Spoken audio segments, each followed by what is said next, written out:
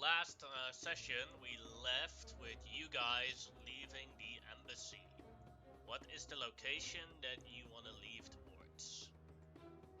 Oh. Hmm.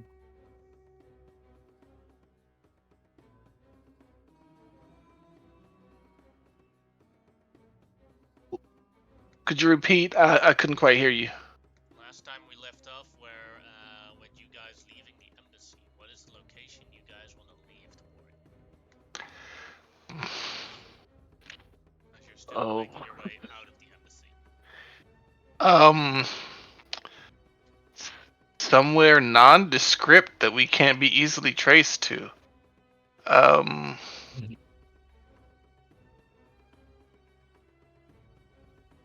Small recap. I did cast Pass Without a Trace. Yes. Just so you know.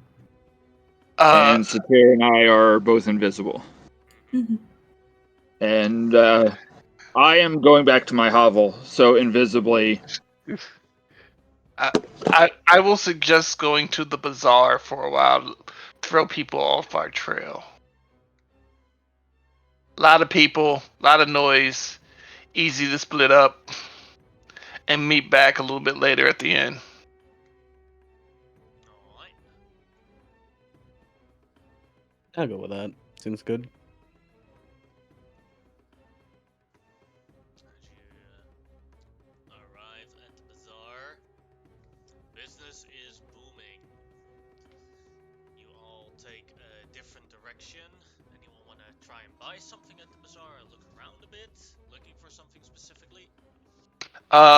Yes, I'm going to see if I can find the servant I sent. I sent you a message, but I realized I sent it over Discord, so you'll never ever see it.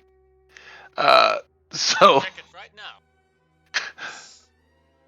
The last message you sent me was a video of Sting. no, it was I sent a servant to buy a specific item.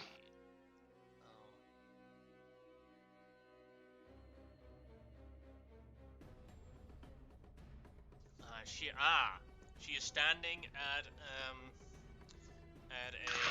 she's standing at a small shop with lots of bones on the backside. And I still have Pass Without a Trace on me, so suddenly I'm just like tapping on her shoulder. You want to make me a stealth check?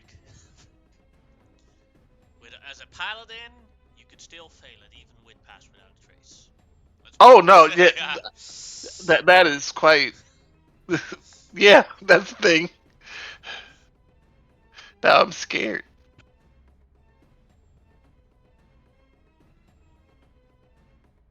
All right, stealth check. You said.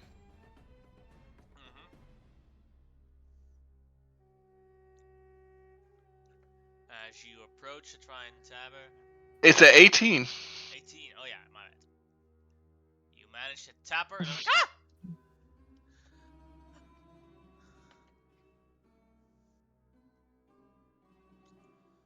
Lord Amon,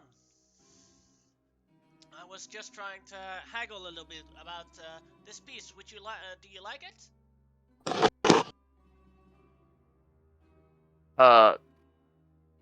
What does it look like? It looks like this large upper hip bone. Of a what? You don't know. It'll be a nature check.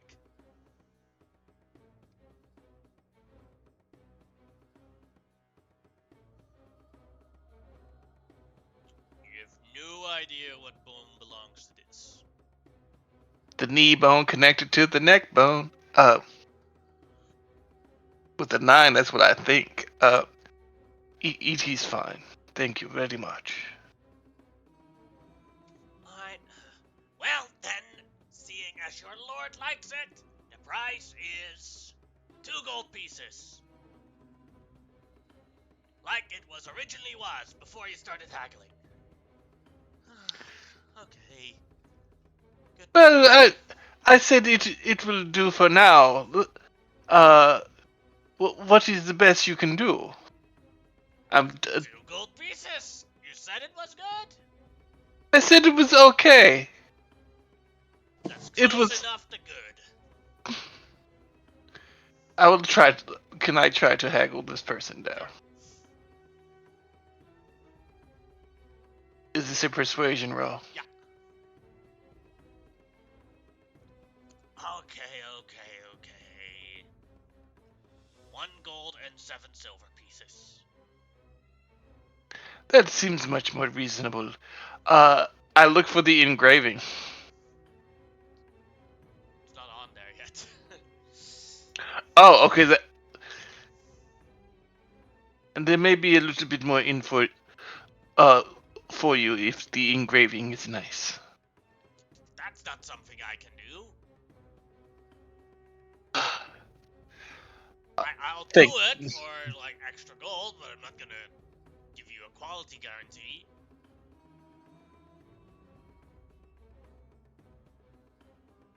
My knowledge of the bazaar. Is there anyone I can get a quality guarantee from?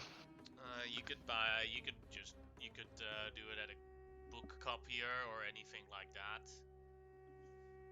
I will go. I will do that. Someone I know that has nice. Does anyone else want to do anything on the bazaar? Not particularly. I think Grimlock is just gonna sneak off on his own with with the thing He for a just little walks bit. off. Yeah, just kind of walked off, I guess, for a bit, just to like go and like kind of as such let the heat down. Though he does say to Amon, in his head with the the telepathy, just that he'll meet him back at what do you call it, the Hurricane's Rest when they feel like time might be right. How far away when you are you when you say this in my head? Well, I can be up to 60 feet away, so probably 60 feet away. So you just hear Amon yell Oh, at you you. can. Oh, you yell. Okay. I was gonna say you can't reply to this message. Oh, I can reply just at the top of my voice. Uh, if you see McKelvin, and I'm not like looking in your direction or anything, I'm just like a random passerby yelling. If you see McKelvin, make sure he gets a good hat. That bald spot is horrid. And you just hear in your head, no, notice, and he just kind of like wanders off. I'm not doing anything particular right now. It's just going off to be like inconspicuous in some area that may like I guess like staying in the bazaar somewhere, but like just further away from the group a little bit because he wants to be like not as noticeable. I know he's obviously different, but in a place that probably would have different people, if you know what I mean. Mm-hmm. So that's what he's doing right now. Alright. The engraving shop, or the engraving area is willing to do it for 3 copper pieces.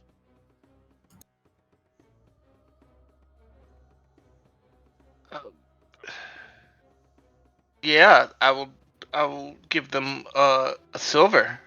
Whoa! I look impressed by it. And they It start needs to be very nice. Alright.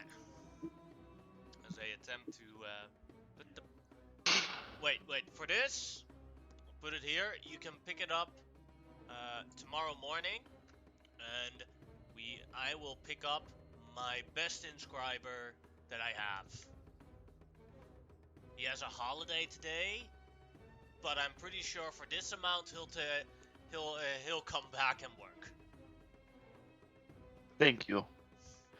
While I'm at the book inscribers, are there any good books? What type of book are you looking for? Poetry. Poetry? Sure, you have a poetry book that is quite famous, "The Song of the Desert," and multiple poetry writings from over at least 600 years of history. All right. Have I noticed McKelvin and the others? Because I sent them to go buy him a hat because But it was that real was bad. quite a while ago, so. Okay, cool.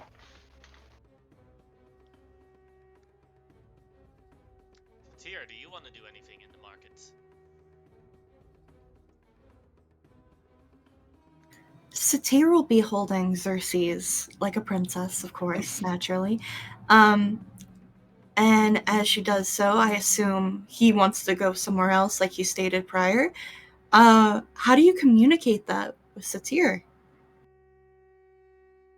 There's like a struggle for, so you know how just a kid will squirm like he wants down. It's just one of those moments. There's no visible words, just kind of a squirming as invisibility drops. We have to take care of what just happened. This is where I'm useful. I got to get some rumors started. She seems very interested by the words you say before releasing her grasp around you, softly planting you onto the ground. A bit of dust spears up where your feet are at. As she stands looming over you with a big smile on her face, she claps her hands together, intrigued and ready to follow you where you go. I'm going to go find like where the old gossips would gather, Jim, like the old retired men or the old widows that just want to do nothing but gossip. If you want to you go towards the chess club. Yep. People I'm sure I deal with regularly because they're a good source of information. And like the chess club is all the old retired people that just spend yeah, their days there and gossip, but most of the time they're still the owners of their shop. They just have their children run the shop in their stead. So like they just sit here to talk with each other about what happened the last day at their children's shops and all sorts of things. Here is the Domino's Club. I'm going to actually take an opportunity and prestidigitate to make us look nice. Well, I didn't take any damage or anything, but make Satir look like there wasn't any sweat or blood anywhere or anything like that. There's still obviously be rips in clothing if there's any and stuff like that, but no visible blood or anything like that. And he's not saying anything because the wheels are obviously turning in his tiny head of what he's going to stir up. As you approach, are two old men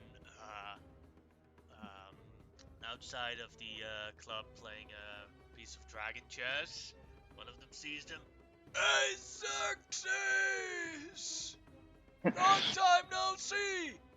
You Yeah, fool! He I've was been here busy. yesterday and this morning for his rounds. I didn't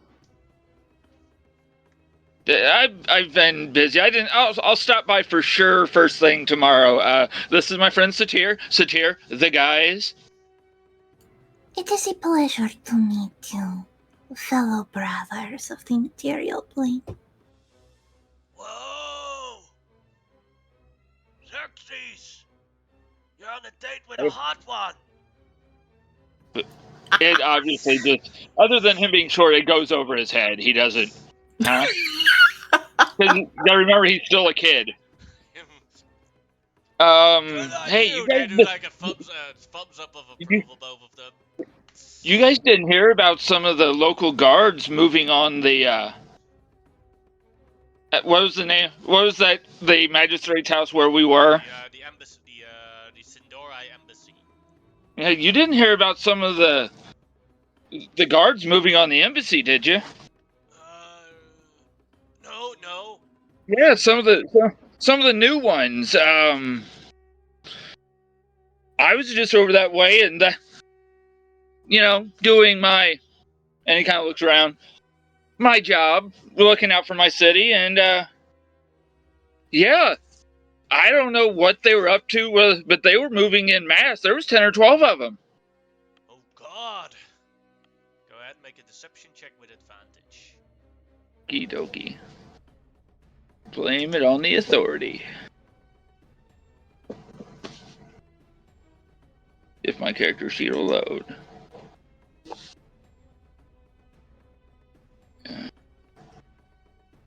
Yay, crappy Midwest internet. You said at advantage? And this is deception, Yeah. correct? Okay, I thought so, because obviously lying.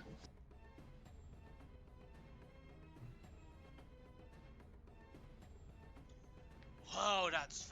Oh no, I don't know if they're going to the embassy. I do not Yeah, know. I hope it's not war. hey, I haven't told many other people. Keep this under your hats. Of course And I obviously know as soon as I walk away from here. Of course, I won't tell anyone. And he I'll turn immediately and get. walks inside the chess club to I'll talk to turn. I'll Dreds. turn and I was doing that. You know how you can stage speak where you project without seeming like you're yelling. That was the goal I was going for, so that other people, when they hear Xerxes say something like, "Hey, did you hear?" Ears start leaning towards. I just turn and give Satyr a wink and a little mischievous grin. And hey, you have time? I got one more thing I want to go get for our little friend. Well, big friend. Your little friend, my taller friend. I have all the time that is required. And during that And you time when might. you were doing such speeches, she was like playing with the chess pieces, wiggling them about, inspecting them, moving some pieces off of other people's board. They weren't really paying attention at the time, and then the one guy that's still outside looks at the new chess pieces and is like, "God darn it, Mo! You cheated again!" And we scurry away. Yes, we scurry away. We're never there. Bye. So, I know that Ari's pet shop is all but closed because, well, he's dead. But is there another local pet shop that I know of? Yes, but it wouldn't be that the pet shop wouldn't be as No. exotic as Abby's ones. I'm literally wanting to get a kitten for the guy's daughter that Satyr was to protect. I figure she needs a pet while Satyr is out doing her thing. That you can definitely do. Yeah, so I'm going to try to look for like basically a black kitten if I can find one and have it delivered with Satyr's name to it, but delivered to the her father so he can give it to her. So there's a good connection there. It is the goal. That is no I go problem. I go from stirring up crap to buying pets because that's the life I live. Alright. As you come in the shop, Xerxes, how's it going? Hey, could be worse. This is Satyr. And I'm literally Hello, introducing ma'am. Satyr to everyone. She does the casual greeting of extending her arm forward as her other arm interlaps from her fingertips to her elbow to her shoulder, extending the hand out in her custom of greeting before introducing herself as well. He grabs the hand and shakes it very carefully for a moment. She gets really surprised by such a thing, grabbing for her hand. She wiggles it about crazily. He looks at Xerxes for like, with an expression of, "Did I do anything wrong?" Thumbs up. He shakes it again. Yeah, we're looking to buy a kitten and have it delivered to a friend. You know the new guy that took over for the other money guy? I don't know titles. His daughter had a pet go missing. Mm-hmm. Dramatic pause. And Looks away. I'd like to get her like a black or dark gray kitten of some sort. Just mundane, non-magical. I've a fresh batch of little kitties right around the corner. You can look and see if you can pick one. I'm gonna And make this- sure none of them are druids. They're just Grimlock in the and- pile. Just They're Grimlock there. I'm chilling. getting out of here while You I can. as you come around the corner, you see a mama cat with the baby cats all meowing, meow meow meow meow, and you see you don't see a black cat, a completely black cat there, but you see one cat that is very black, but then like it has the tuxedo pattern, where the Okay. middle part is white. Excellent. Is there a labeled price or anything? They are worth 3 silver pieces per cat.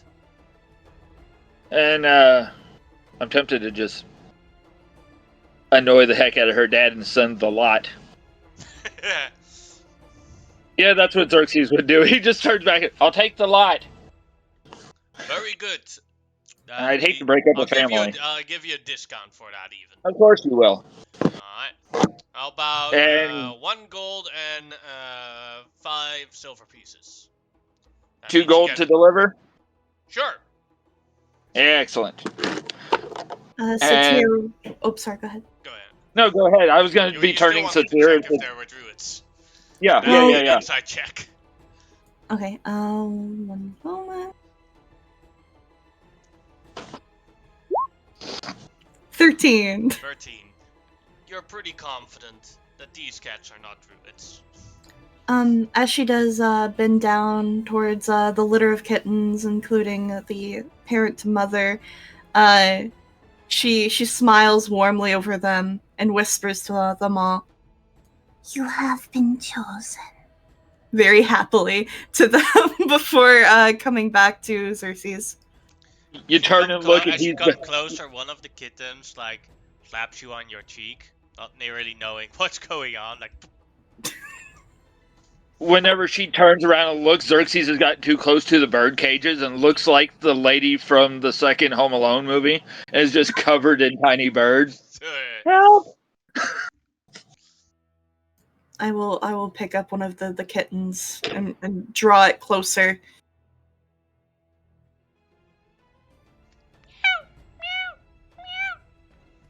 You just got the attention of all my cats.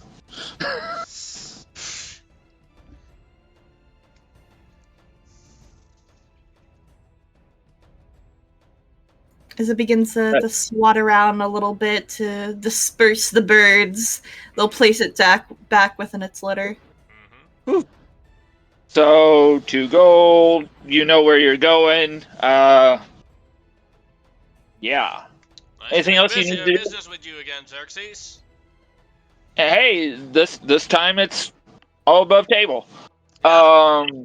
Hey, you might know the giant shark that was part of that deal with that guy that got killed by the hyena.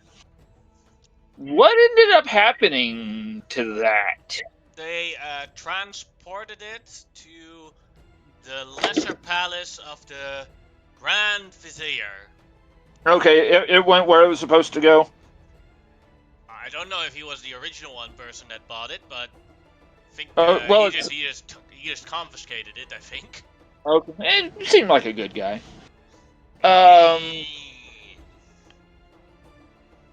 No, the shark, not the person. Oh, I have no idea what kind of personality sharks are. Hey, I have to know everybody in my city, man. Yes, The hyena. I genuinely don't sell sharks, so. Obviously. But otherwise, you're doing good. Family's good. Yeah, we're preparing for a great move. Oh. Yeah. We route ourselves in for the just like many other people of the city, of course, to join the settlers to Asherah soon, or hopefully. Oh yeah, I heard about that. Mm-hmm. They you won't believe this. They're trying to get me to go. Hey. Yeah. Now we can leave as a community. There's so many people already leaving. No. No, this is my. I'm just gonna help out till everybody gets ready to go. Alright. I'm gonna miss you, Xerxes. Hey, I'm easy to miss. Yeah, I'm small. I'm still Ha! trying to figure out how to get all these animals on a boat. I might just have to do a sales and then just keep 2 of each and then. You know, I got it. I might come up with something. Bear with me. But we've got quite a while. Mm-hmm. It is But probably for the best that you do leave town soon. Have you heard what happened recently? No, what happened? She kind of looks towards Xerxes with a Yeah, shocked thank you. look.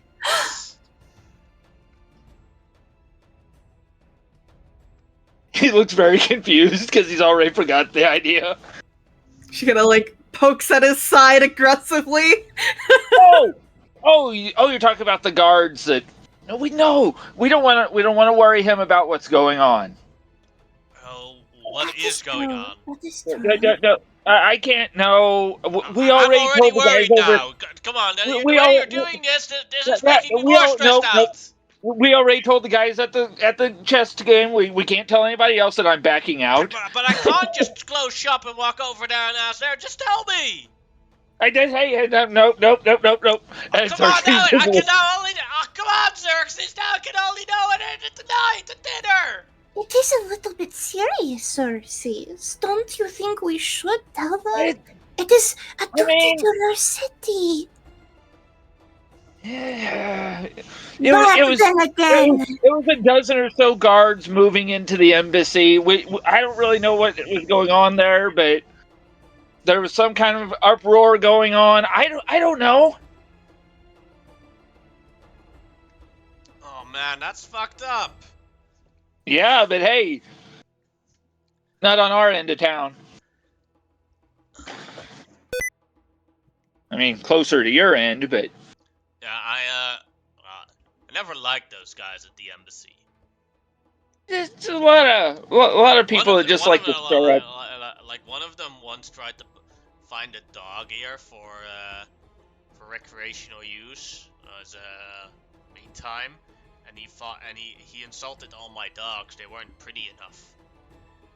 And I was like, Oh. you need to get out of my shop. Yeah. And people that can't appreciate the small things are just not enjoying life. Mm-hmm. But yeah, you didn't hear that from us, and we're gonna. You know what? I don't think I've eaten today. I'm gonna go browse the fruit stands. Alright. Let's see. And GM, I have my doctor calling me again, so I'm going to step away. I'll just be hanging with Satir, whatever she wants to do. Alright. Well, we know Satir won't eat anything, so so you get a chance to pick what he can eat. I will pick up one of everything and then start like piling it into their little arms. So they're cradling an amount of fruits that is a little preposterous. Exotic fruits such as pineapples, which are probably not so exotic here. More likely than not, apples would be more exotic, correct? Yeah. So she would pile just different sorts of fruits that are weirdly or oddly shaped together until this cluster is built up like a pyramid of so. Eager to see if he is going to consume this all. Eat.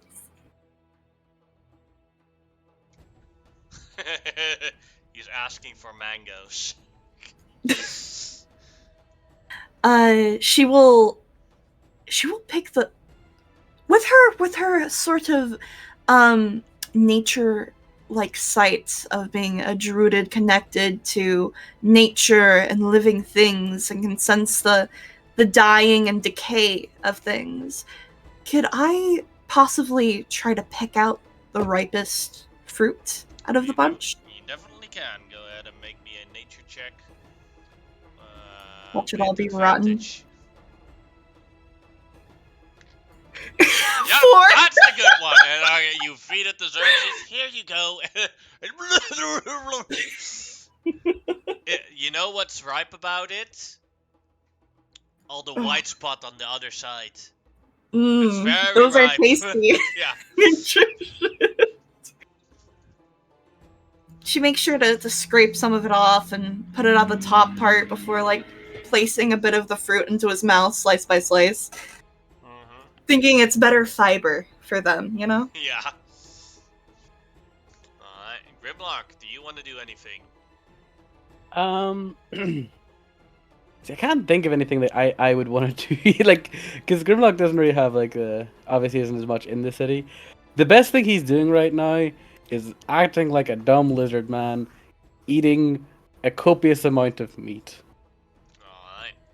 Like, he's intentionally giving off the air that he has nothing to do but just eat meat and look into the distance. Yeah, he's doing a Gorok impression. Yeah, he's basically he in the best way possible is just like, you know what, fuck it, I'm just gonna let them think I'm just a dull lizard guy, and he just starts eating, like, goes to like a stand, buys up like a copious amount of meat and swallows it all. Alright. And Amon Hotep, do you want to do anything still on the market? Think you muted yourself, Tariq? Not sure. Yes. There actually is one thing I want to do. I look to my left, and I look to my right, as I'm buying this engraved book, and then I like whisper to the seller, "Excuse me, do you have any books on what was the thing that we called satir last week? Avatar. Avatar. Do you have any books on avatars? I need it for a friend." Yes. Asherah and the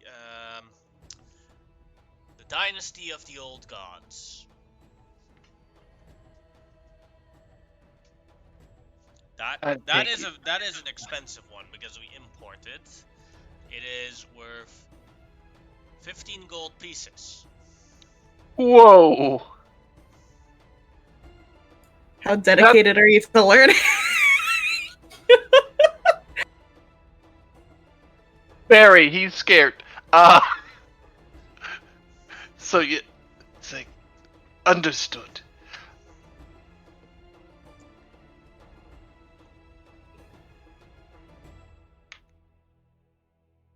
You called it Ashar and the Old Deities? Yep.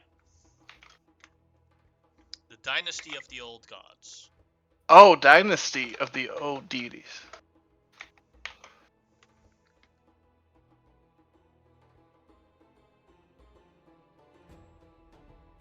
$15 gold. I have to stop going to the market.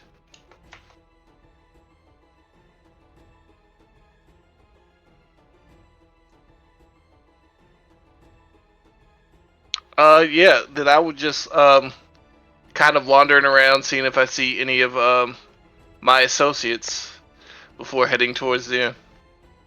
Alright. You only came about with Kissa, but she was already she already joined you. The group with from McGelvin you do not encounter on this market. Mm-hmm. And with that, you guys go back to the Hurricane's Rest, where you see McGelvin sitting with a very bright. Wait, go ahead and make me a wisdom save as you watch. Oh, There's a God. very bright blue Everybody, hat. or is it just Everybody. okay? All the player characters. I fumbled this one pretty badly, actually. Well, Amon made it. Grimlock. Oh yeah, Satir is blind, so it doesn't matter for her. Sorry, you I made see it. in other ways, though. Yeah, yes, but the color scheme is not a problem.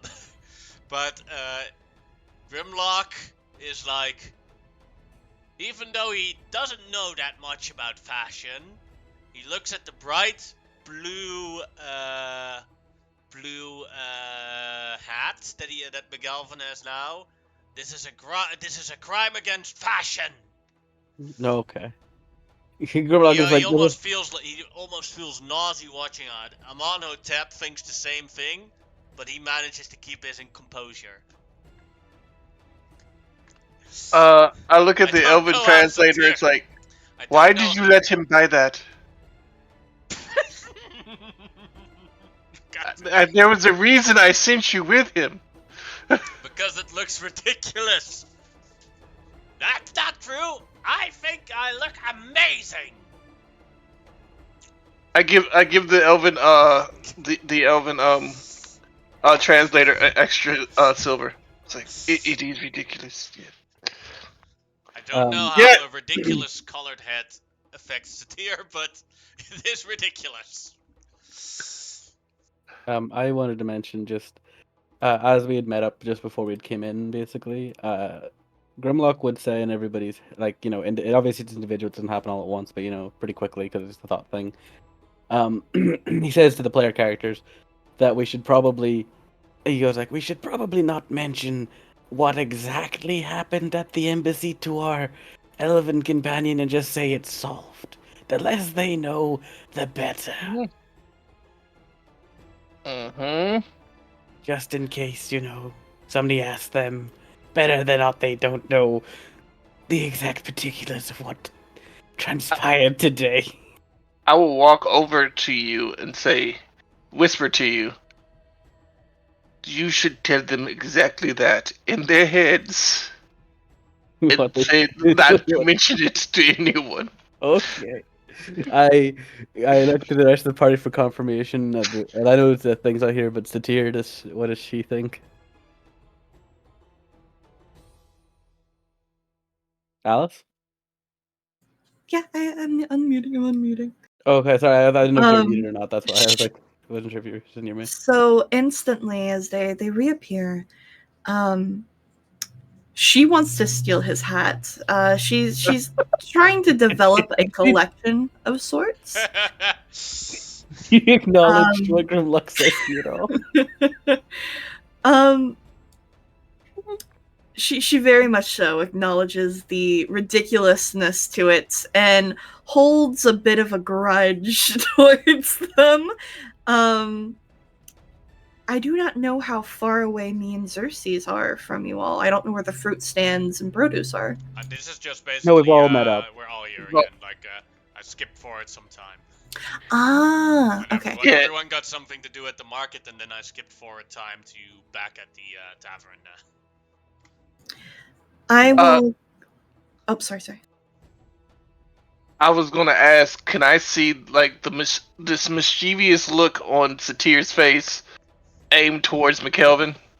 Yes, it's very clear and apparent. And that I moment you cannot also- keep buying hats. Do you know that she took the last one? No, I don't know that she was the last one, but you're obviously like looking at that hat and you're again. He doesn't even remember that you're blind right now. I can't keep buying hats.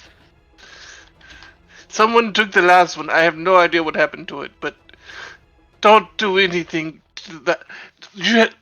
The glare off of his head, it's blinding. You should see. Oh, Maybe we should.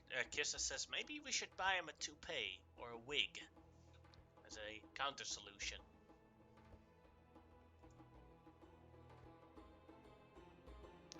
yeah. Amon immediately shuts up as he says, "The glare off his head is blinding. Maybe you should see it," and stops. And just like goes and sits down and just.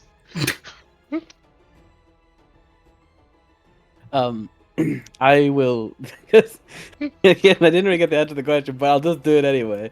To the elf girl that we had helped. What was her name again? Yeah. Nikau. Sorry, what was your question? You can ask. Oh no, it wasn't. No, I didn't ask you. I asked Satir. She just got distracted by hat, so it's fine. He is a Um, cat. Yes. I will just go to the. I will say in the elf's head with my telepathy. basically, I'll basically like, do not worry about this voice. Just know that the problem that you had with the elves is solved, and don't think about it too hard after that. She chips up with a happy face, and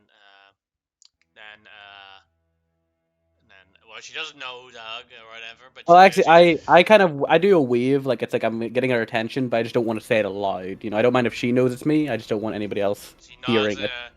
and in happiness, then says something in Elvish to Vernier, and also walks over to Satir and also says something in Elvish. What she's asking for, if they could join her in the bathroom, she needs to take off her corset and her straps. She will follow obediently. Alright. Isn't our elven translator male? Yeah, No, but no. Vernier speaks Elvish and she's not male. Okay, I thought she asked the male one to help too. No, she didn't do that. So, girls all in the bathroom. Vernier talks. I do not know how you can wear a corset. That's so painful. And it's not even like the normal corset, it's like an upper corset. It's like, oof. I'm pretty good at taking a hit, but I can't deal with that.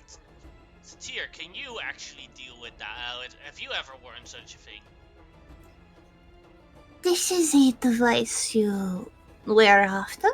She kind of like looks over the corset as she slowly unravels the backing, string by string, as it becomes undone like shoelaces tangled together. Nikau says, no, well, I used to wear one a lot back at court at home in the Sindorai Empire, and now I just bought a reversed one to conceal my identity. But it's not something I enjoy wearing. So, it is sort of a training of sorts. I could see how this could be helpful, but it does look like a bit of a trap. That you are constricted then. Mm-hmm. Definitely is. I can finally throw this thing in the trash. If you hold such emotion to such a thing, why not destroy it in another light? Oh. How would you suggest we destroy it? Instantly, as if on cue, Satir's snake ginger wraps around her waist, slowly sliding up across her arm and from her waist up to her fingertips as she dances her fingertips upon each scale. They begin to breathe in slowly and out, and the scales begin to coil, and a red, like orange, emits from each one, lighting up as a buildup of flames slowly burst out of its mouth with produced flame, but towards the air, not touching any cloth or fabric.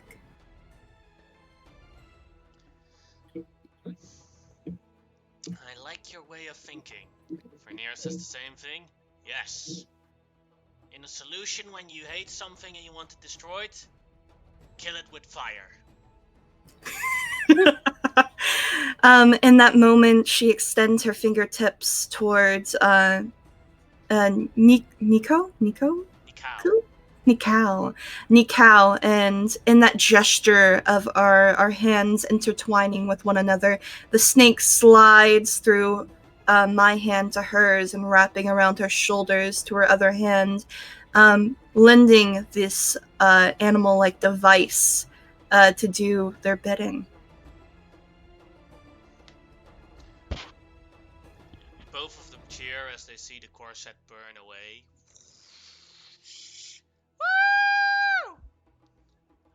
Satir claps happily. As Nikao comes a bit closer to you and Fernier says, "Tonight we're gonna drink on my costs. There's still a bunch of specialties I want to try. Let's go! And now I can finally eat some biscuits and all sorts of things. Come on!" Satir follows. As the rest of the guys, apparently Xerxes is suddenly gone as the girls come out of the bathroom. Now Nikao looks a bit different. And she went from that. She now looks like this. Very cute. As she does appear outward, I would love to start to do her hair in different styles as she comes out and sits down. Goes back to the group and she orders drinks for everyone. And she sits there very nice as you are doing her hair. Go ahead and make me either a wisdom or a dexterity check to see how well you do the hair. Whichever you prefer. Oh. Mm. Alright, how do I fuck it up? Let's see. I have to look at the picture. And then, basically you, one of your fingers was still burning, and you cut the piece off from the back, and then she doesn't notice. Okay, she doesn't notice. As of yet. You feel it like dropping, like. Uh-oh. Have you ever seen that video clip of the girl that fucked up with the air straightener? Yes. Yeah, basically that happens. You all see a very surprised look at Satir for a moment, unable to hold her, "Oh shit, I fucked up," before stuffing the hair into her bag.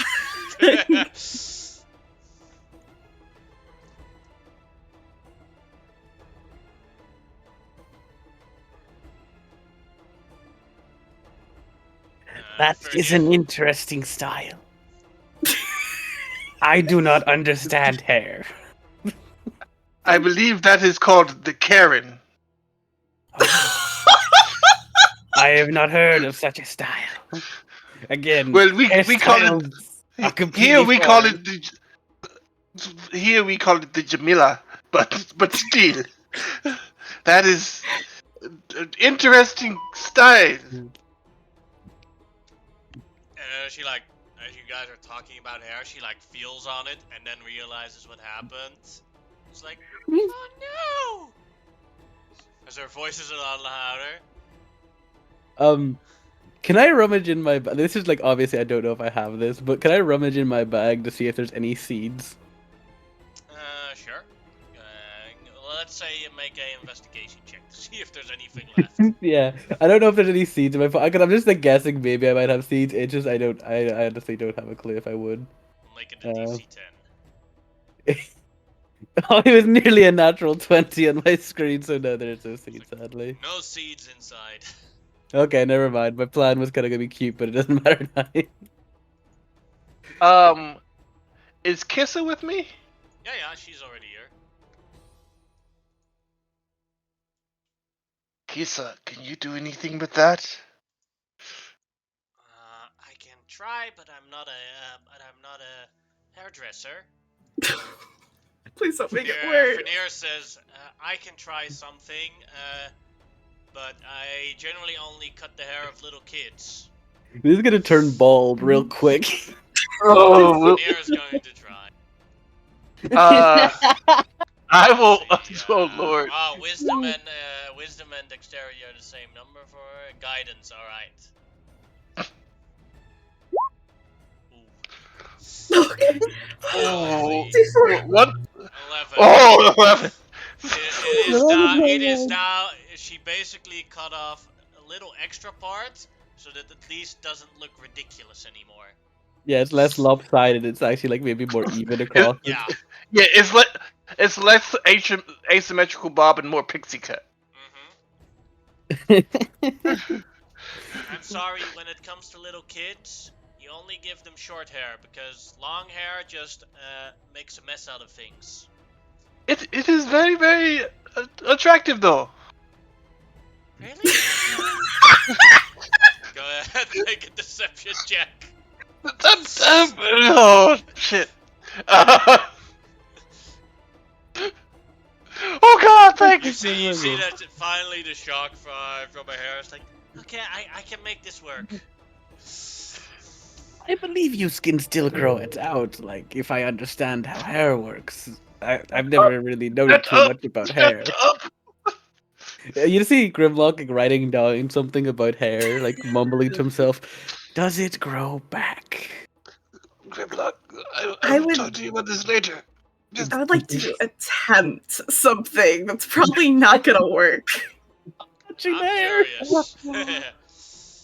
Am I able to grow out thorns from my thorn whip and then weave them into her hair as Oh my a gosh, she's looking hair? real weak. I would Oh say god. that is more druid crafts than thorn whip. So with druid craft you definitely could. With thorn whip I'm gonna say that you'd have to make a skill check for it. Just make an attack roll with thorn whip, and if you hit above a 15 then it works. Okay. Oh, the poor woman's with her enough. 19! Little crown of thorns. Looking very beautiful. That's why I was asking for seeds. I was gonna make her like a little crown of flowers if I could, but I don't. But that's the only way you can do it with Druidcraft because you need little seeds for it.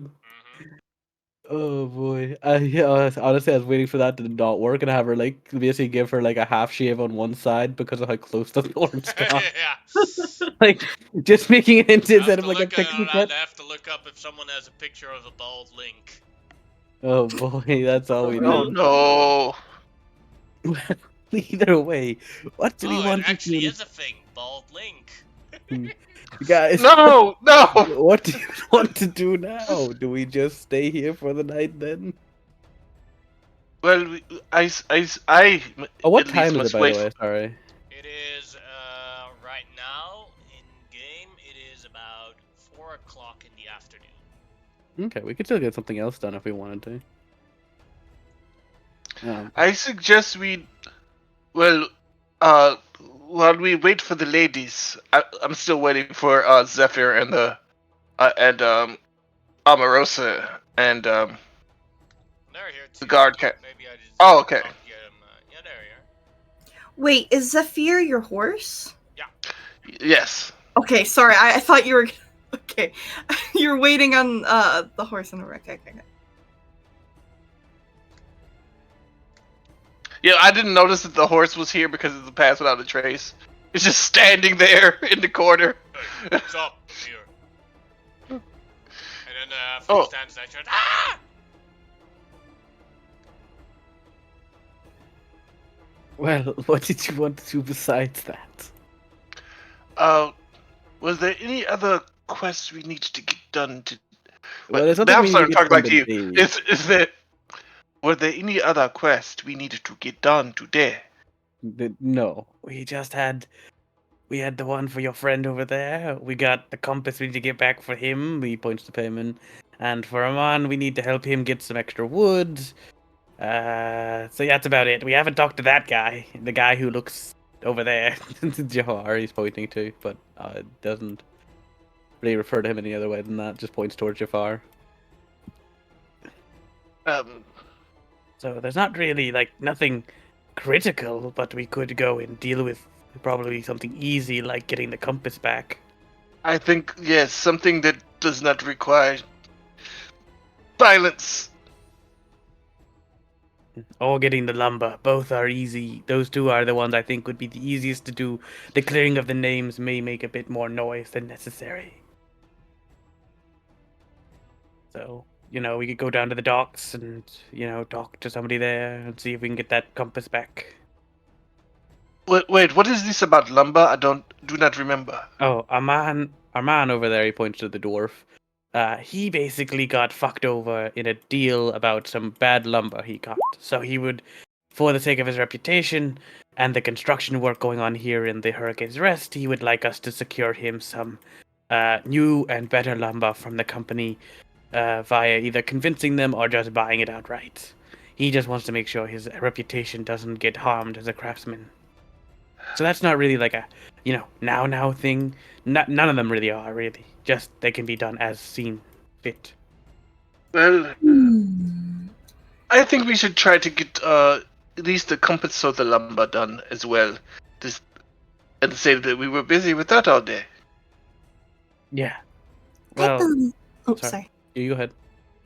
I believe maybe the compass is more to our whims, for it could be traded or broken, forgotten.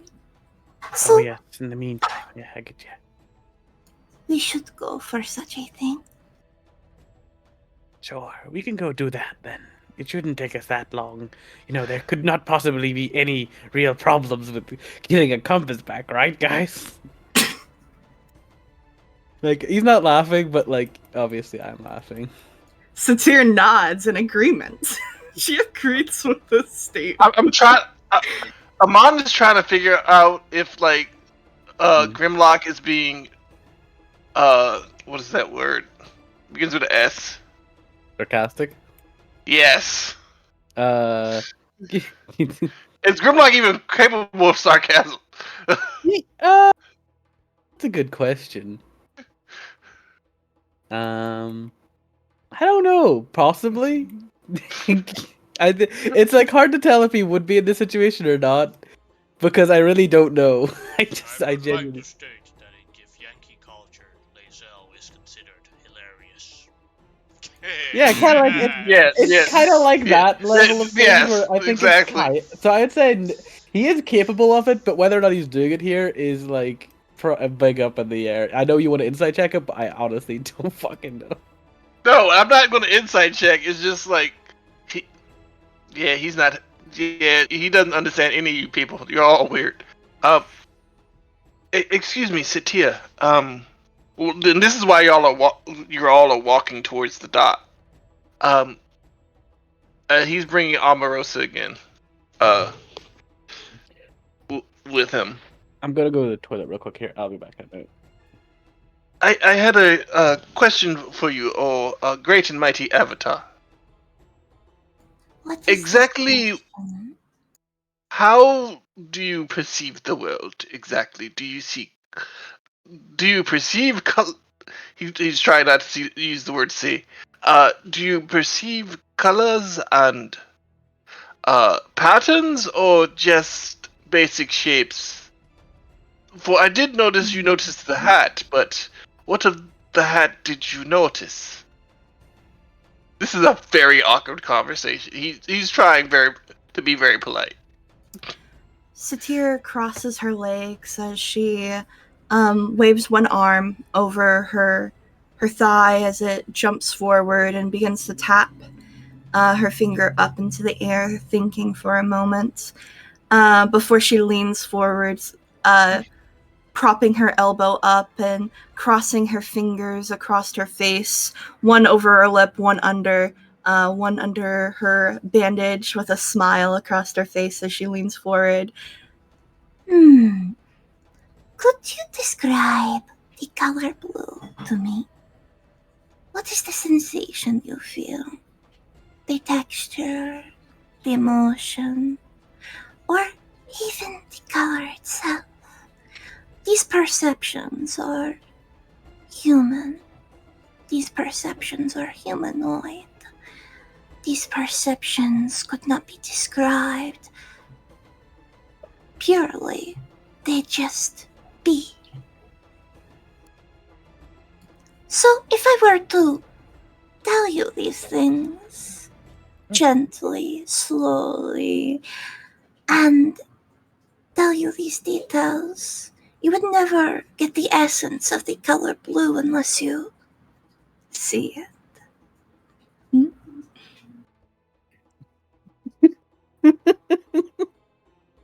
I'm sorry. I love the thing descriptions, but I just love how it's just like opening a can of worms every time. Oh, hold on 1 second. DM, by the way,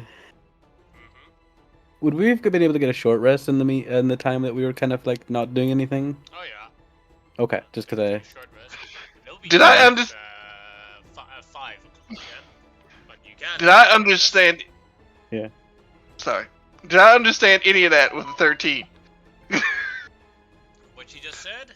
Yeah. If you as a player understood it, then you the character understood it. No, then I did not understand any of that. Of course, thank you for enlightening me. You just hear Grimlock just say to you, goes like, you need to stop opening those cans of worms, buddy. I wouldn't say that. that's what Grimlock does say. He leans over and he just says, "You gotta stop opening those can of worms, buddy." What is a can? It's a cylindrical object you keep things in. Oh, you mean a jar? Yeah, a can in my language. Fuck you. You too, buddy.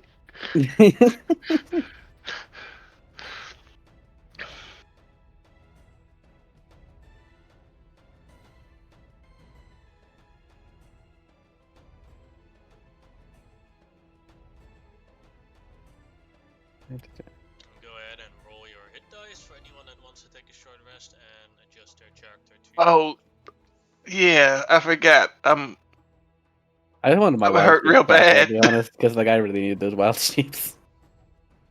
Oh, I'm hurt real bad. What was I looking for again? Something. Oh, DM as well. I was gonna say I did do this. I swapped out one of my languages for an actual language for my people. Mm-hmm.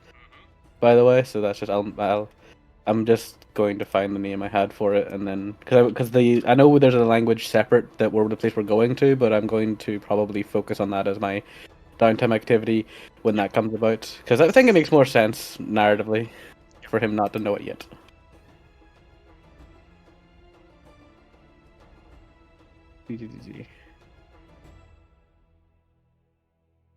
Just add Diarashi.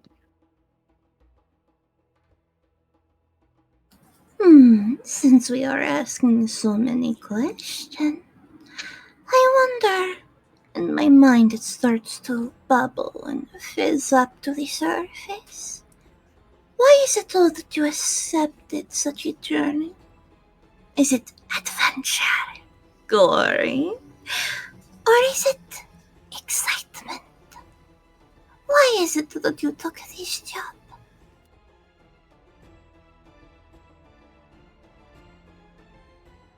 Well, to answer your first question with another question, I believe adventure and excitement are the same thing. You can exchange those words. But that is not, neither adventure or excitement are the reason that I took this, mission. And indeed, it is a mission from my Sultan. I took the mission because I am tired of the court. I want to confront things. While I have some small skills at diplomacy, I feel sometimes that my skills are wasted in the court, though I understand why I am here instead of out in the field with my brethren. All they can think about is smashing things and beating things and scaring things. Where at least I can hold a conversation with most people most of the time.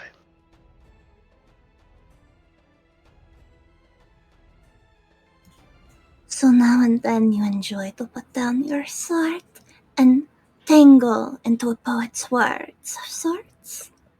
That is interesting. It is good to know. And she uncrosses her legs and lays back a bit, taking in this information. I thought we were walking towards the watch. I thought we were walking and talking. Are we still at the Or inn? we're walking and talking. Okay. You were taking a short rest. Oh, okay. That's what I thought we were doing too. So. Yeah. So yeah, I thought we'd already taken it. I'm sorry. Yeah. Is Xerxes with us at the moment, or is he away? He locked still? out, but maybe he came back. I do not know. Xerxes. Yeah, about this time he would have like slipped in while that conversation was going on, and as soon as she puts her leg back down, almost like a toddler, he's just sitting on her lap. Because, and then he will lean up a little bit so just she can hear and go, "I got you something. I'll show you later." She nods at this, Hold looking on. down at them, and pats their head. Because- And They have in common. he grabs a piece of the not so ripe fruit, takes a bite out of it, remembers it's not ripe, and kind of makes one of those toddler faces. Who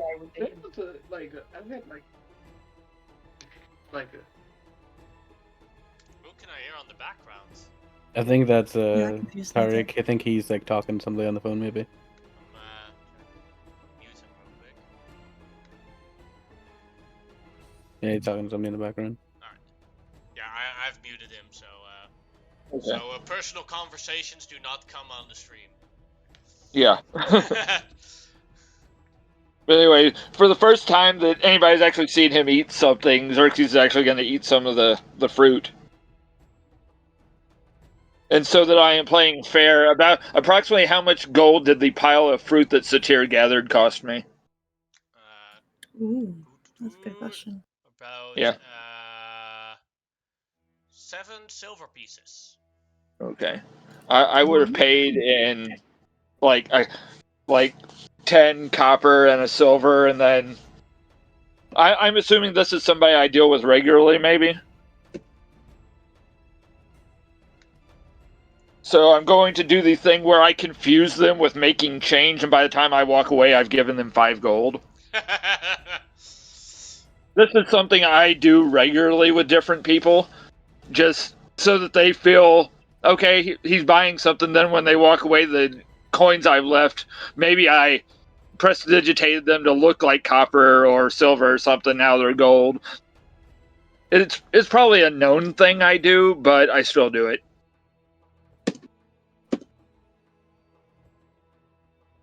And so that you can also charge me for this, while I was away, I would have liked to hurry back to one of my regular stalls and bought up, and probably had to get somebody to help me carry them back to my little hovel. Like a good amount, like 3 or 4 blankets,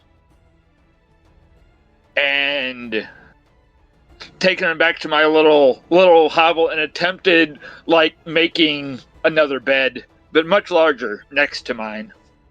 Ah. And when I was done with that, I take my actual wizard staff that I never use, and I kind of make like a rest for that would be ideal for a flying snake to perch on. Ooh.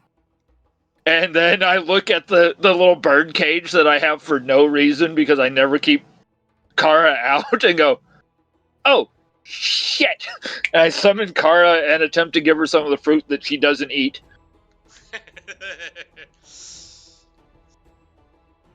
And then I will... She pecks at it Catch once up and to- then pushes it away with her little paws.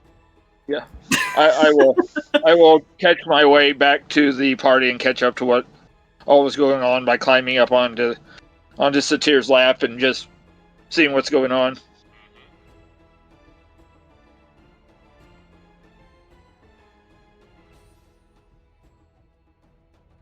Alright, and When you're Oh, sorry. go ahead. That is where basically the short rest ended, so you are free to leave the tavern if you want to. by your absence, we have discussed we are going after the Campes. It is an item that could be lost forever. Simply a tilt of the ship, it could plunge into the depths of the Oh. sea, forgotten and untouched by humanoids for centuries. So, it is a good goal to go after as soon as possible. Mouthful of fruit.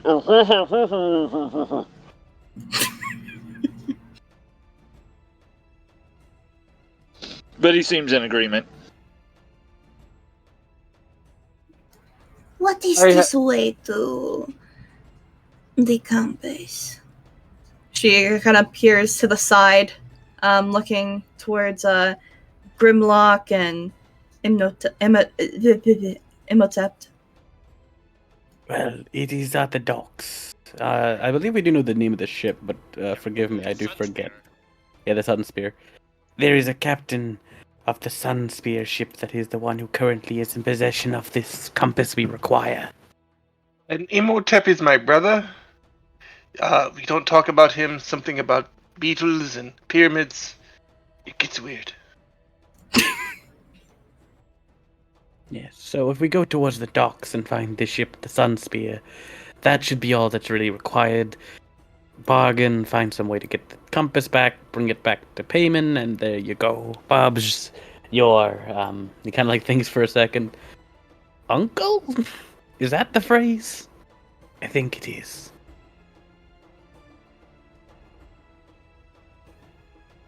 Who is Bob? It's an expression. You have very many weird expressions. I feel like that expression is missing. Bob.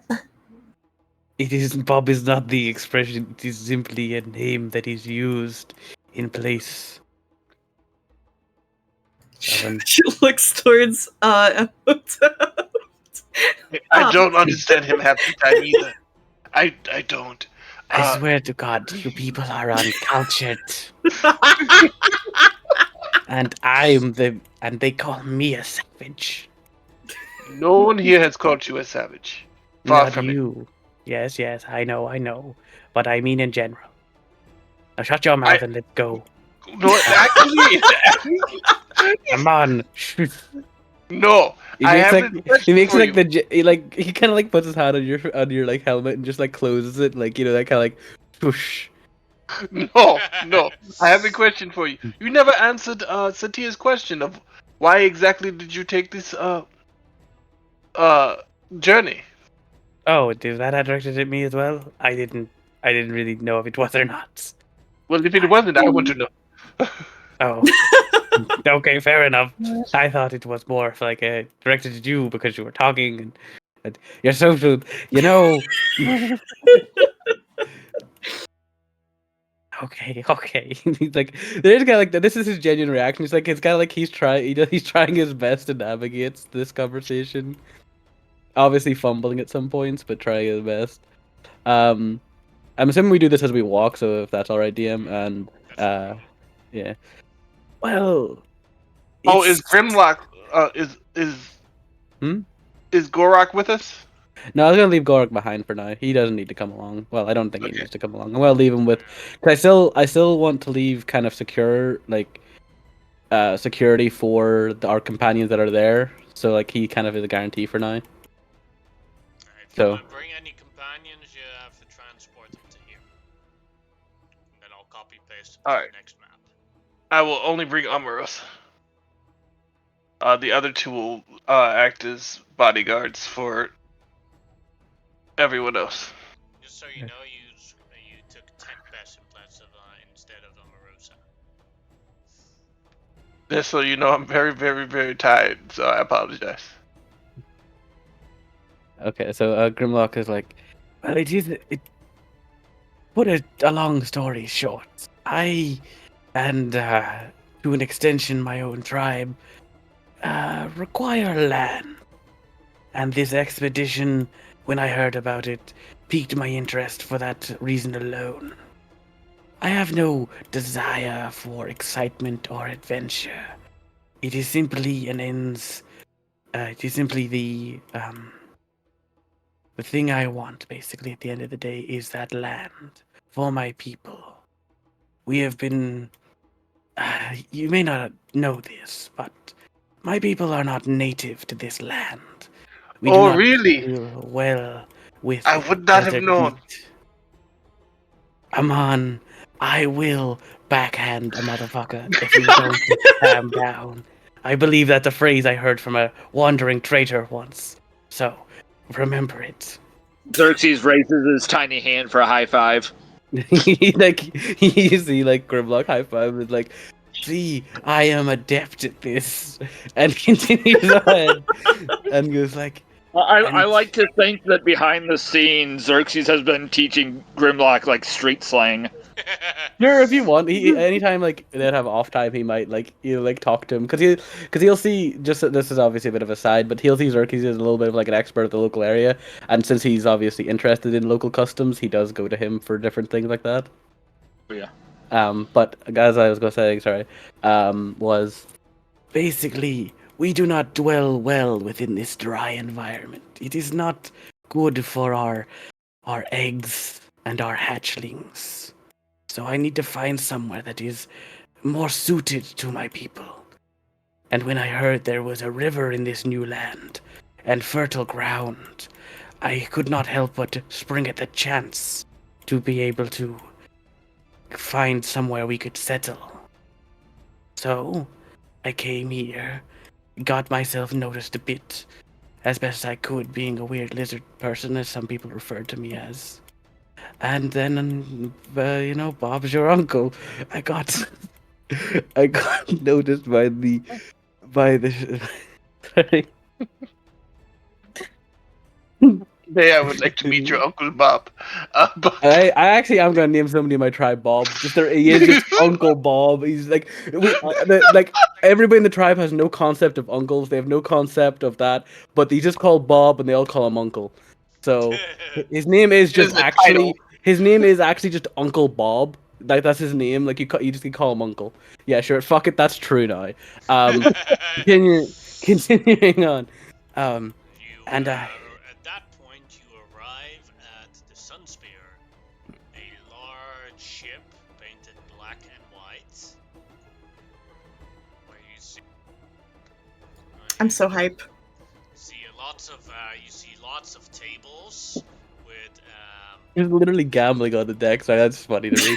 with all sorts of cards on the table, and you see here some guy that throws in a little ball in the middle as the wheel starts swinging around and comes into a number, and they have like an enchanted board here that glows up with the numbers to show who won some money as one person starts cheering.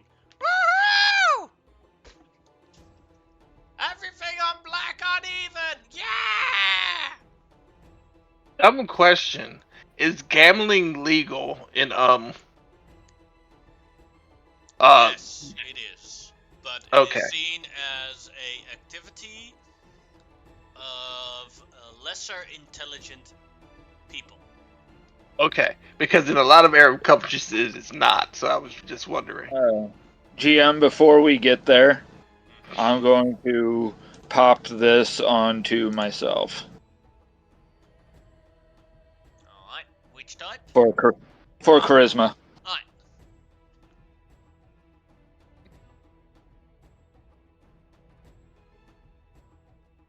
So you see that business is booming here.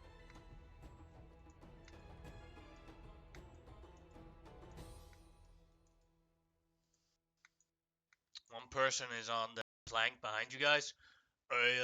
Would you mind getting out of the way? I would like to pay some cards. Sure, no problem. And you Thank can you, thank you. Well, we need to find. Hey! Avini! Welcome back. Yes, I'm gonna beat your asses this time. Let's go play some poker. We need to find the captain in particular. He is the one who has the compass.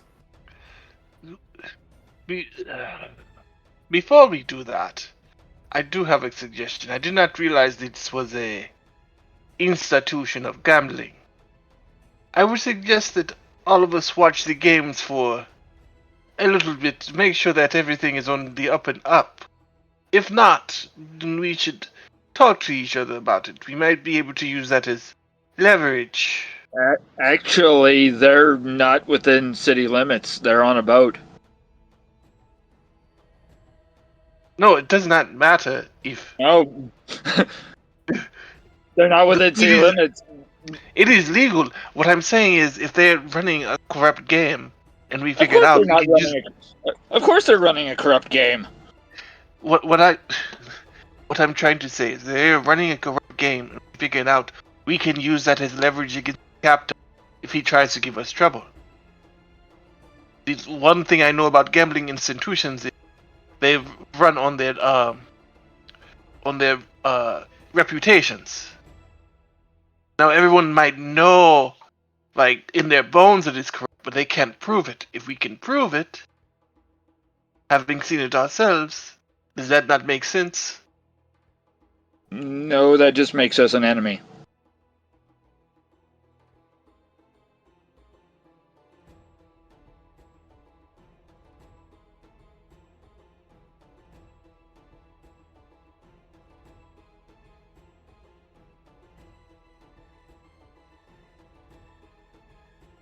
Well, we're not necessarily trying to be their friends either. We just need to get the compass back. Well, I have no, I have no, I have no camel in this fight. Uh, if we can do things Xerxes' way. Well, Xerxes, what way would you prefer to do it? And I'm going to walk straight up to whoever looks like there's someone that's overlooking games or different stuff like that. This one here, atop the upper deck, is observing all the entire area. Is this somebody I know, or are the docks kind of out of my? This ship was quite new on the docks, so Okay, this would be out I've of been me. yeah. Okay, I've been meaning to introduce myself anyway. Good morning, sir. Good morning. No. Well, Good afternoon. Good evening. maybe for you, I just woke up. Well, the sun is setting. I will be damned. Huh. I'm Xerxes. Kind of a local welcome party. Wanted to welcome you to the city. Also, are you the man in charge? There is no man in charge. Even better. Okay, so Captain yeah, Gazelle I'm known to invest is in in. charge. Oh, so that's who I would talk to if I want to put a lot of money into something. Mm-hmm. Okay. And how much money are we talking about? Then we'll negotiate what I end up getting out of Well, it. I kind of need to know it a little bit. Could you give me a little tip from how much that is? Because don't want to I'm going waste. to I open don't want my to. I'm going to open my little vest where I have the 1,200 gold that I took off the body, but it's in separate little pouches, and just kind of show that there are multiple pouches of large amounts of funds underneath my vest. Well, I could maybe mediate for you, and then I could make sure you talk to the captain. Well, I mean, and Xerxes I'm isn't. going to do one of those things where I kind of like flap forward. I understand I probably only come up to like his thigh, but I'm going to go like lean against his thigh, and when I do, I'm going to drop, let's say, 3 gold into his pocket.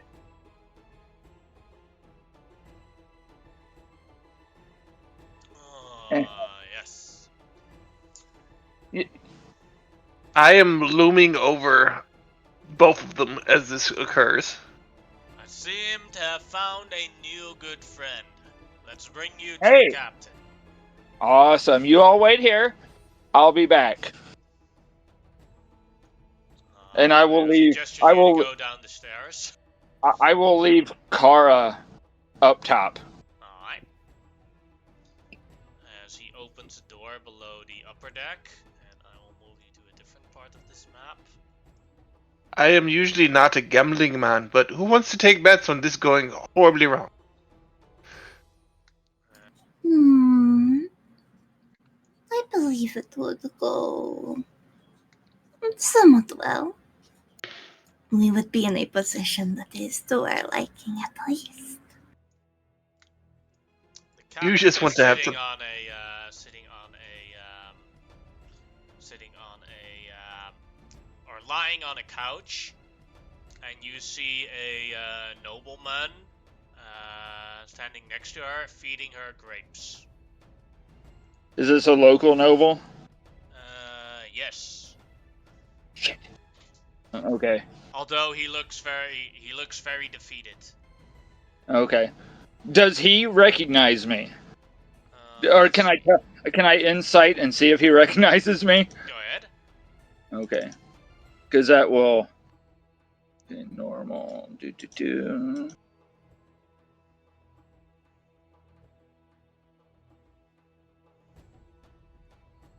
No.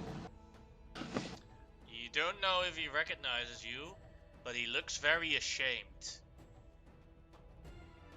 Because that's very easy, and that's very hard for him to hide. Yeah. I wasn't aware. Who did I you wasn't bring? where I was supposed to. I wasn't where I was supposed to bring snacks. No worries, these are my snacks. This is my Oh. grape feeder for, I think, a couple of months, right? Still need to pay off some Ooh. debts. This time I want Ooh. a white one.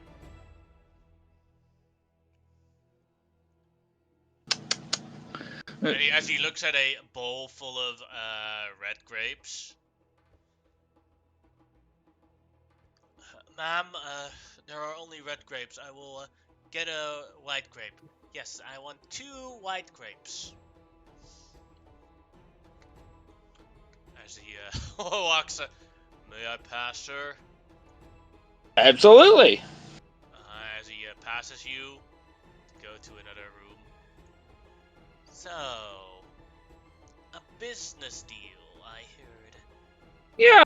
My name is Gazelle, by the way. Xerxes Alvisar. I'm a local resident. You care if we talk just me and you? I don't like being outnumbered. I'm sure you don't either. That's why I left my people up top.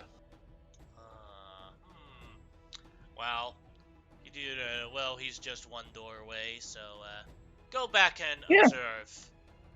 And I'm a little guy. Well, I know size doesn't matter. I've been trying to convince people that for years. As a captain, But I anyway. always say it is all about the motion of the ocean. I've never been on the ocean, so I wouldn't know. So, do I hear the door shut and stuff? So I'm just the presentation he was doing suddenly drops. Okay, let's cut to the point. You have something that somebody wants. I was told I could probably just buy it back. You can definitely do that. What is this item that you want? Something about a compass. And I don't care if you go get it back from him after I get it to him. I just got to bring it to the guy so he's satisfied. I don't know. Well, the compass is magical, so it is worth a substantial amount of money, just so you know. Oh, well, I am someone who dabbles in magic, so I would have to look at it and give you my appraisal of what I would think it would be worth. That's not. I'm gonna be honest and say that's not a very unbiased opinion from the one that wants to buy it.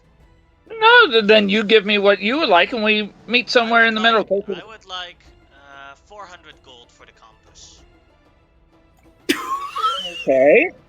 Can I look it over first? I mean, sure, and are you okay? Sure. Are you okay if I pay in platinum?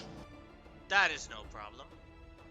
Did I get any reaction out of her on that? Because I dropped the showman attitude and went full like street Xerxes once the guy left the room. She seems to be. She's. You can make another insight check. And also, is she armed? Yes. Okay. I figured, but You can. Let me check. You can see that she has a scimitar on her and several daggers. okay. All I have is my pendant, and I've got my book tucked in the holster. Any of my other gear in my component pouch I would have left just to give the proper image. I Pulls will. out the compass from her pocket Uh and presents it to you. Okay. With a And 23, when you set the platinum, she actively tried to regain her composure because she was like super excited, like ooh platinum, but then she like withheld, like no, I have to play this cool. Also, so look. I got the desired effect. I have her attention. All right, so I will actually use a spell slot and cast Detect Magic, but if I may, I am not looking at her. I'm looking at everything else in the room. All right, give me a sec. I want to get an idea of all available. She has in her closet here. Mm-hmm. She has 3 scrolls that are magical, Okay. and And the compass is magical, and that's about it. could I know the School of Magic on the compass, please? That's going to take a while. Okay, so Now never I have mind. to now I have to look up the spells. You can give it to me later if I decide to hold on to it. Mm-hmm. But so it's obviously magical. Mm-hmm. I will bust and this is something else you can tell me later. I will bust another spell slot to spend a minute and cast Identify, so I'm down 2 level 1 spell slots. All right. On the compass. Yeah. Alright, the compass is a compass of tracking. What it does is it has 2 buttons. If you click the left button, no, I'm saying it wrong. It has 1 button, and if you click on that button, the compass will always point to the location you were standing on at that point. And you can change Okay. it. You can change the location by clicking on the button again. Oh, that's cool. It gets you back home. Yeah. That's really cool. My bad. If you click on the left button or the other button, then it just points north and it becomes a regular compass. So it And then if fully you click functions as a normal compass. yeah, you can and if you click on it again, it points again at the location that you set it on. All right. And then, okay, it looks like what we're going to be. I'm going to start counting out coin. And, what's it going to take, ma'am, that I was never here? And I'm going to start with an additional 20 gold on the pile. That will be enough for my silence. Sounds good to me. But as I said, I am fairly well known throughout the city. I can't, So like, if you, you know what? If you, I know it. I have an idea.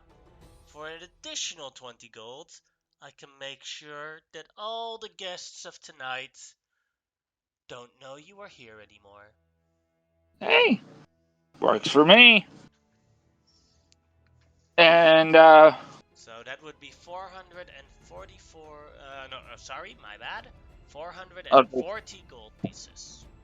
okay. So I count it out in just with various, some platinum, some gold, a little bit of silver. I hold on to my copper because I use that for other stuff. Out of curiosity, whenever I did my detect magic, I don't think this can detect it, but did I detect any kind of an arcane focus or spellcasting focus on her?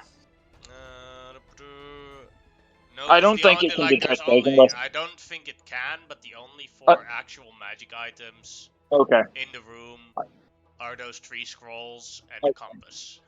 I think it only detects them if they're ones like mine. Mm-hmm. So I will very gingerly offer my tiny hand to her after I've pushed the coin across to her. It has been a pleasure for you to do business with me. Mm-hmm. Do not And worry. I would how say long? if you need new friends, and she gives you a little card with a shark on Oh, it. The shark, the shark clan is always looking for new members and new informants. oh. Well, I will be sure. And so if you ever need anything within the city, you come looking for me and the Cobblestone Collective. All right. And I give her a little chunk of the cobblestone street, basically, that I've taken and carved into a little image of myself. It's just like a stick person, but it's obvious that it's something I give people, and I hand it to her. You can find me around the merchants district. You need something, I'll find it for you. That would be quite useful since we're going to be here for probably a couple of months still. To get Yeah, into the next city. yeah. What you just do work like this, or do you also do actual like transporting and? Occasionally we do some transporting, but most of the time we travel from city to city to gamble our way, and when we're no longer welcome or when there are no new customers, it is time to leave. All right.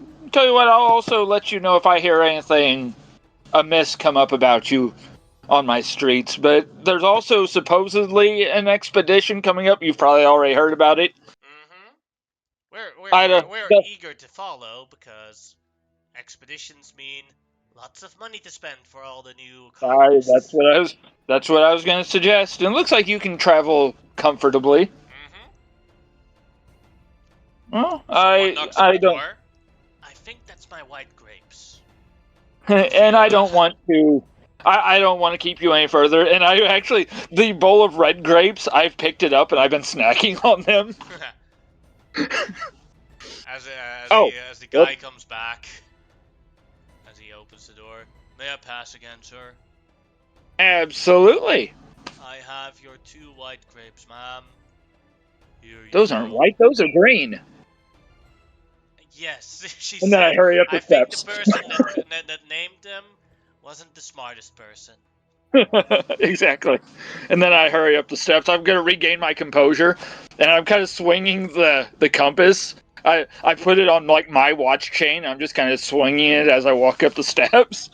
As you go out of the area and rejoin the rest, you hear an announcement from one of the guy that observed everything. By the captain's decree, you shall drink for free tonight on the ship. As everyone cheers, yay! That's the master plan for for having how people forget that Xerxes was here. Just make them Yep. drunk. Get him blackout drunk. Yeah, okay. Already beat me to it because I was going to do that anyway.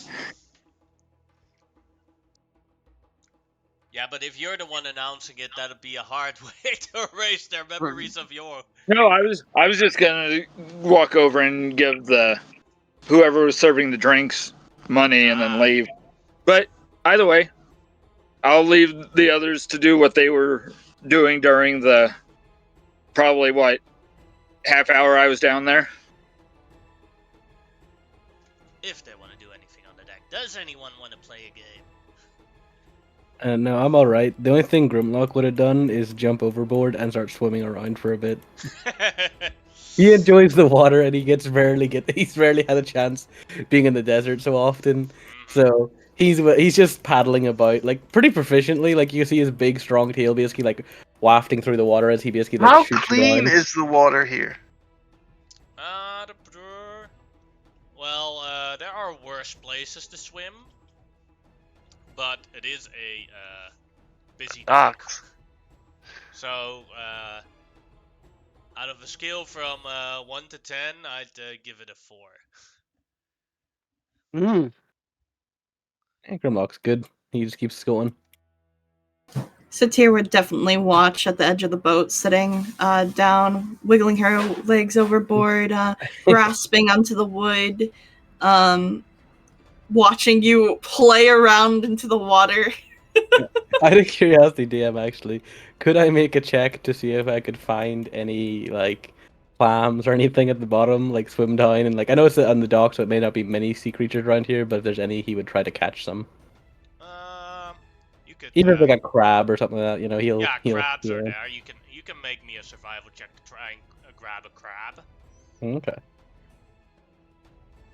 While Yeah, he's 15. doing, Sorry. With a 15, you successfully grabbed one big crab. Okay. Okay. Yeah, go ahead, Amon. I'm sorry. Yeah. I was gonna say, Amon is pretending to read his new book of poetry, but actually watching the people play the games and is trying to see if there is any obvious cheating on anybody's side. You can make me a you can make me either an insight check or a perception check for that.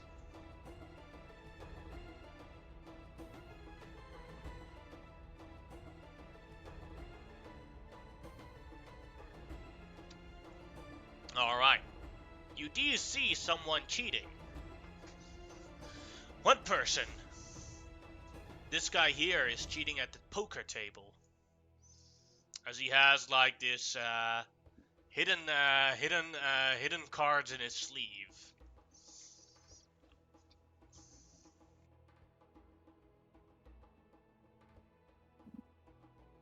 And you said gambling is not illegal, It is not.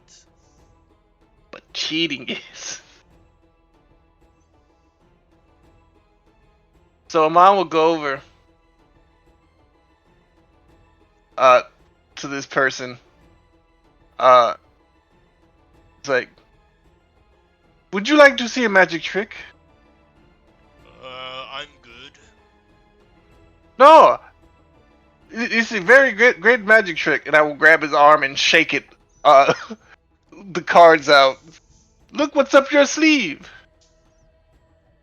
And the other two like, you bastard! That's why you've been winning this entire night.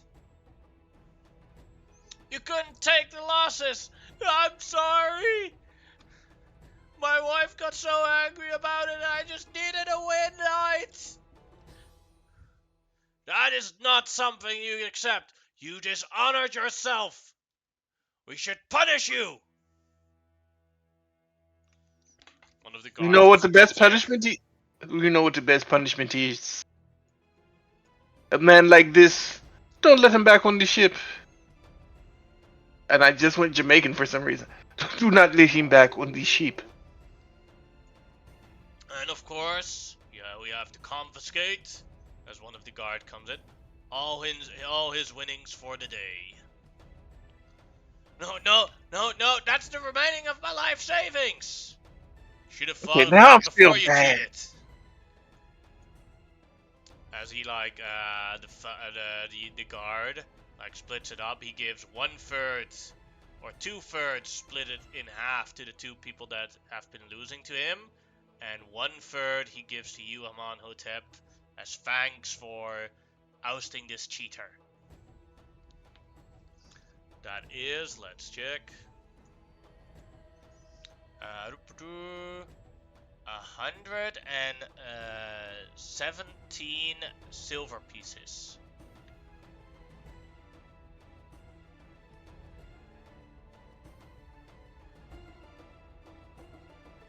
Mm-hmm. I will escort this gentleman back to the back to the dock? the docks. Yeah. As I am escorting the gentleman back to the docks, it's like, this is your lucky day. I'm feeling generous. Oh, Uh, thank you. I will give him 50 silver pieces, which is probably what he started with. Thank you, thank you. You saved my marriage. Thank you. You know, gambling is for reprobates and idiots. I wouldn't do. I would avoid this place from now on. I'm not They will allowed probably in. kill you anyway. I'm not allowed there anymore anyway, but what do? I do not have a job. Can you sail a ship? No. Well, you're going to learn how. And the visor on glows deep red.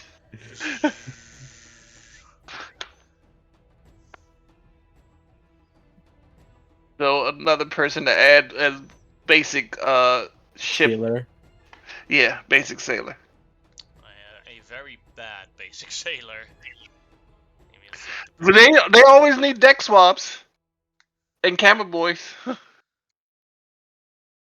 At this point, just saying like Grimlock kind of comes out of the water basically with a crab in his mouth and is just like, "I got a crab." He's like like he just like crunches down on the main body, like he just like just snaps his whole jaw on top of it and eats it raw, basically, shell and all. Actually, I have a question for you. What is this guy's name? Bandu. I was about to say Bandito. Bandu, I have a question for you. What are your actual skills besides cheating at cards? I am pretty good with a scimitar and a light crossbow. I used to work as a guard. Yeah, we could always use extra fighters on the ship. We don't know what we will be dealing with, so yes, you may come along. Oh, Go to where the. is your ship? It is being built. Go to the. What is the name of Hurricane Dress. Yeah, and talk to what was the name of the guy who's gonna be we're getting the compass for? Payman. Payment. Say that we sent you as a potential crewmate slash guard for the ship. He nods and then leaves. At that point, Xerxes comes out with as he's done with his conversation, and you meet up with the rest of the party. Do. Hey, Xerxes, would you like a piece of crab? No, I had Crab, crabs. like at the moment, like he said that, the crab still like pinches at the word Xerxes. It's fresh. I can tell. No, I'm good. I don't eat meat. Well, Sadir won't eat. Aman, will you have some? After we steam it, of course. Oh, yes, of course. Everyone has different diets. I love this. He just like honestly, there was like a part of like Grimlock was just gonna swallow the whole thing basically, but then now that he's like steaming it, that sounds interesting. He's basically just holding on to it. You're talking to an air ganassi, anything to do with steaming, air, whatever. Well, actually, I'm kind of tempted. I don't know. We're leaving. Can I like ritual cast talk with animals?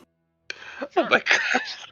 Yeah, I wanna look at the crab and go like, now, crab, this is your only chance. Tell me why I shouldn't eat you. Because you shouldn't eat me because I still have my own territory and kingdom to rule, and I'll pinch you really, really hard as I see this as I need an act of self-defense. Ah, I see you, mighty king of the sea. Well, you see, that does not convince me. You're going in the pot. Then I will curse your children and your clan. I would like to see you try, little crab man. And I will just bite into the crab now. I will not even wait. Just Yamichi, I am going to curse. I will summon I'll to you an eat it. old I crabby just gods and... I'm sorry. I just swallow. I just instead of waiting to boil it, I just swallow the whole thing. I crunch it down.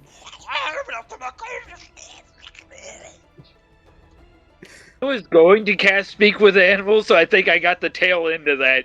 So I'm just wide-eyed. That'll show you, little crab, who is the bigger king. Why do you talk to your food? Like, I didn't get any of that conversation. I just talking Yeah, well, to you the heard me crab. talking you to heard it. the Grimlock part. Yeah, that's what I'm saying. I heard his part, but it's just like, Well, I don't know. I just thought it would be interesting to see what he would say. He tried to make himself bigger than I was, so I showed him who's boss. The weak will suffer under your fist. She nods along. you would make a good Oath of Conquest ballot. And I pat him on the shoulder. Let's Xerxes go. will She's Xerxes will reach out to disgusted by Satyr that with his thought. tiny hand. What do you say, Xerxes? Xerxes is going to start walking off the ship, but he's going to reach up like a child to Satyr with his tiny hand. Sorry, I'm chewing. You two have known each other for 2 days. You are very comfortable with each other. Are you injured? She kind of looks down at you. What'd you say? Are you I'm sorry. injured or lazy? Yes. She accepts this and picks you up. Woo! And he is honest. Satir does the same thing, so she understands. I know what it's like to be away from your family. And he just kind of, like, it gives you one of those, like, gentle pats on the shoulder. But he says that to where it's just you and him. I know what it's like to be away from family and home.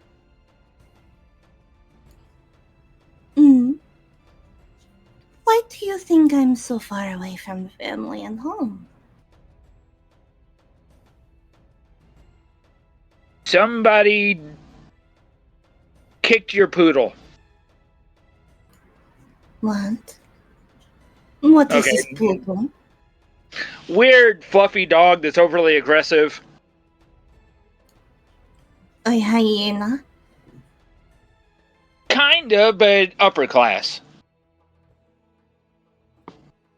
There is not such thing as a upper class hyena. She has like this weird, like grotesque look on her face.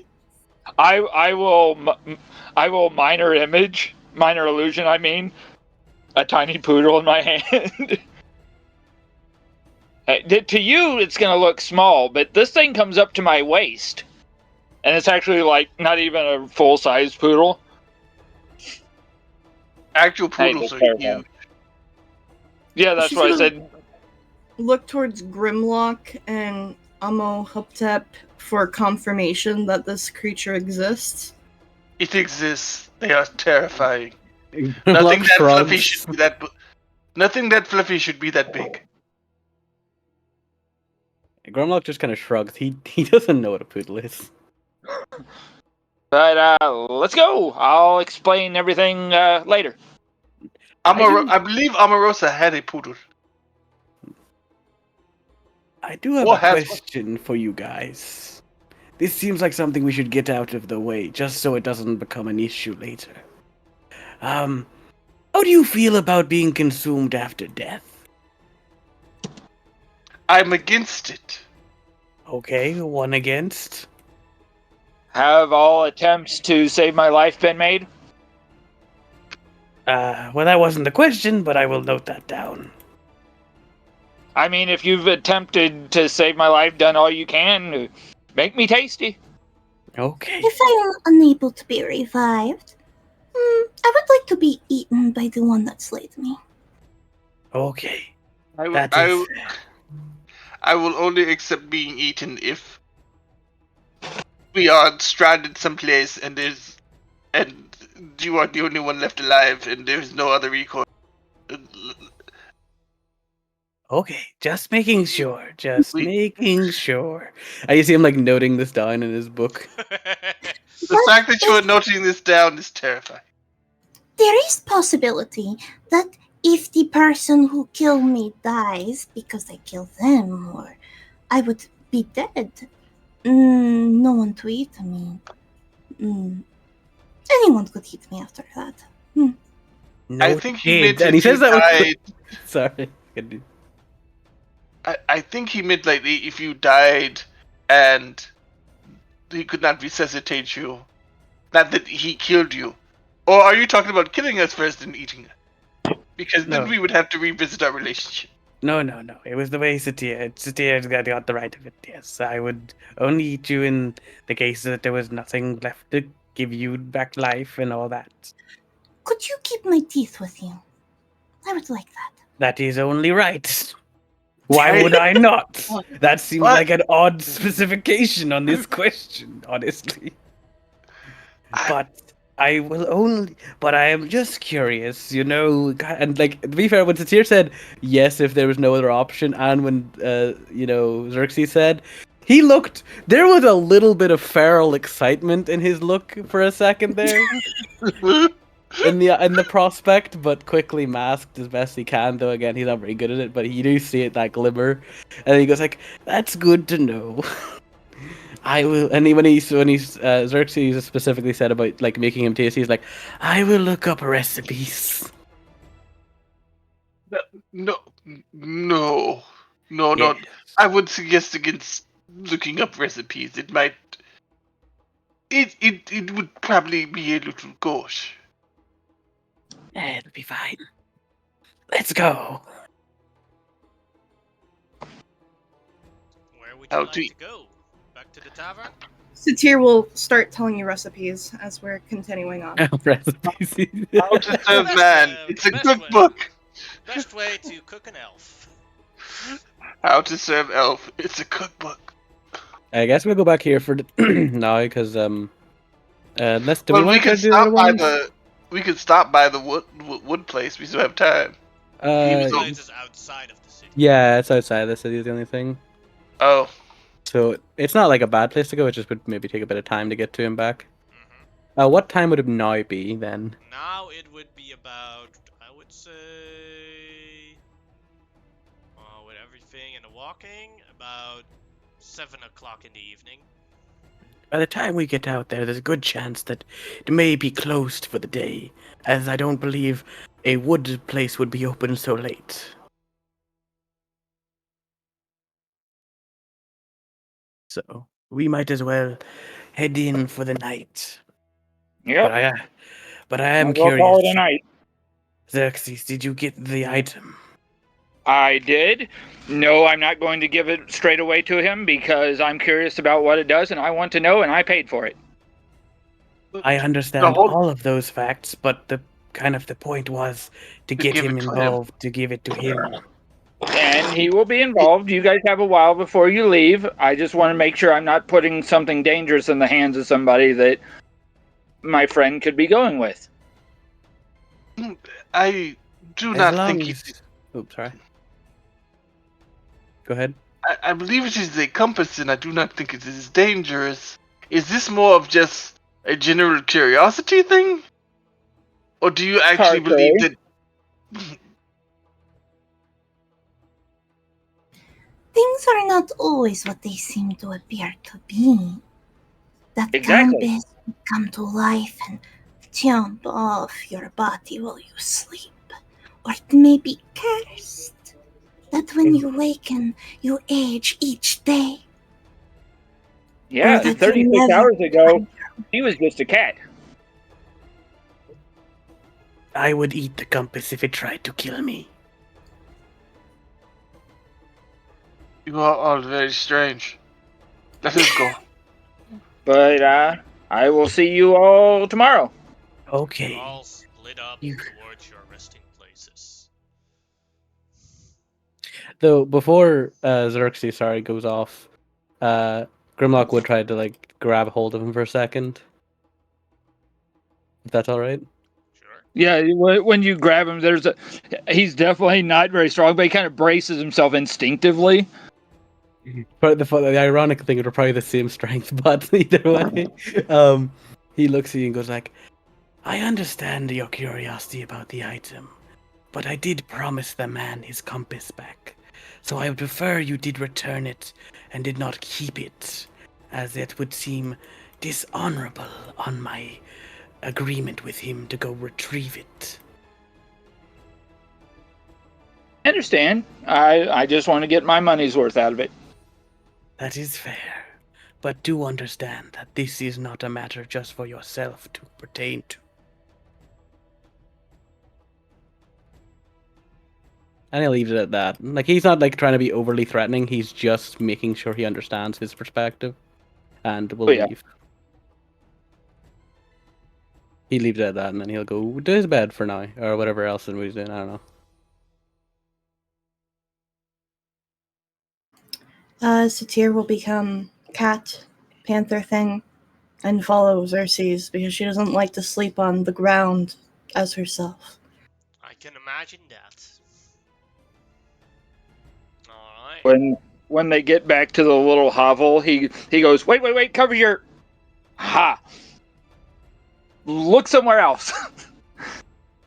And he's going to do his best to, like, hurry up and put things where he thinks they need to be and cover it up for like a kid trying to surprise somebody. Before, like, doing the Vanna White style presentation. And he goes, no, wait. Super soft blankets. I even gave you my extra pillow. And and now he's running around this whole area excitedly. There's a spot for your snake. Do you actually live in a hovel, or do you like just basically live in a box in the alley? I was thinking pillow fort alley. It's Yeah. basically as if he's basically taken some wooden crates and made a small little home at the end of this dead end alley behind an alchemist shop.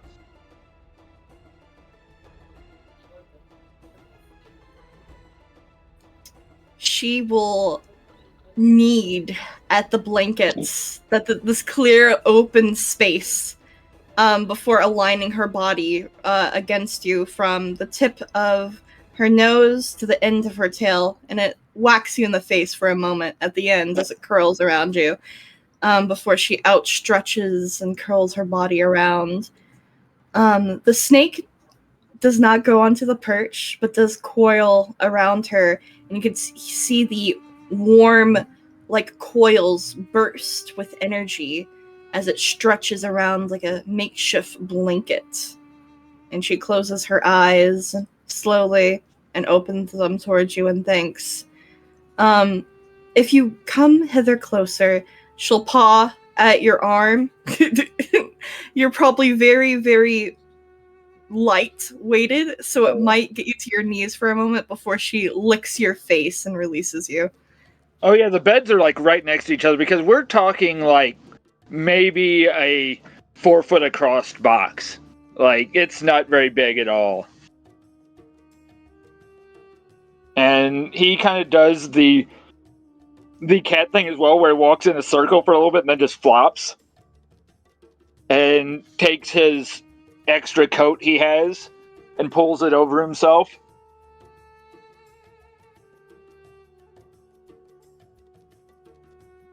Keeps one eye open long enough where he whispers something kind of half under his breath, a prayer to his deity of choice, and within like moments is snoring. He had a long day.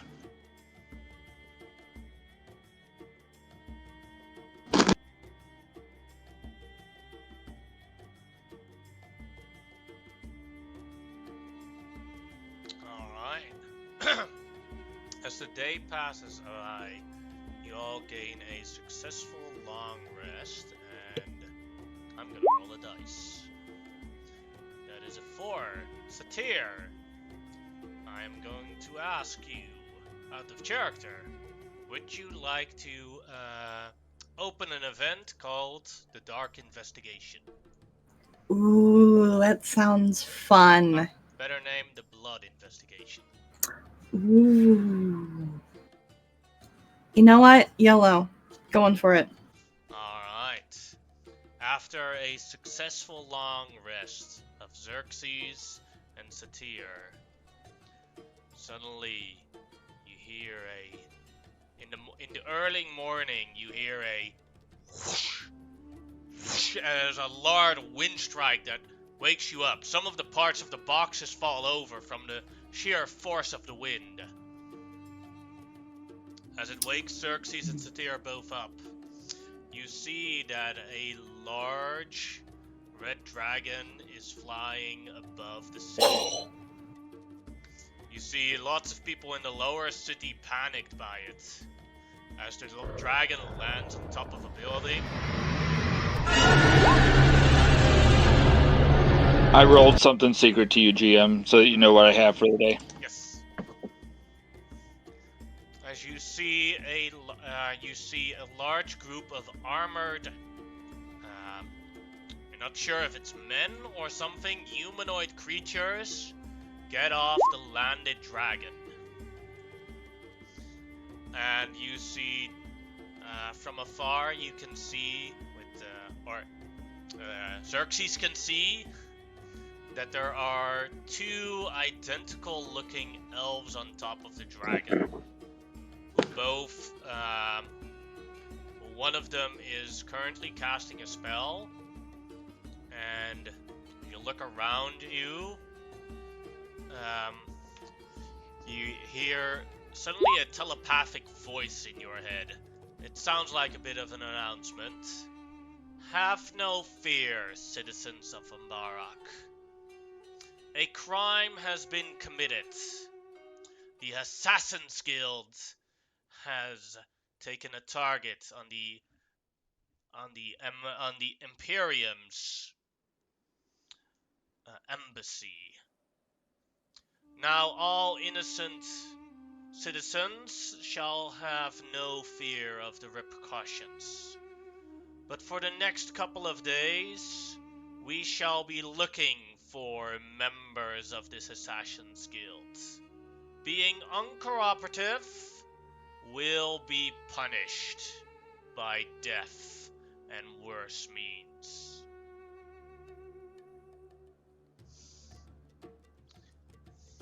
As you see now, as you see the dragon fly away again towards the palace of the Sultan.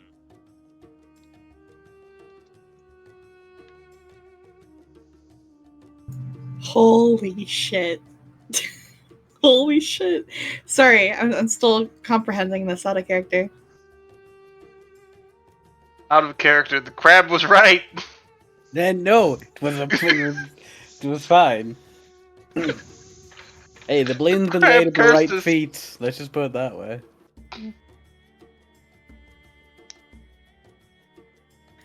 Well, Satyr knows very well how this sort of hierarchy of play and sport goes.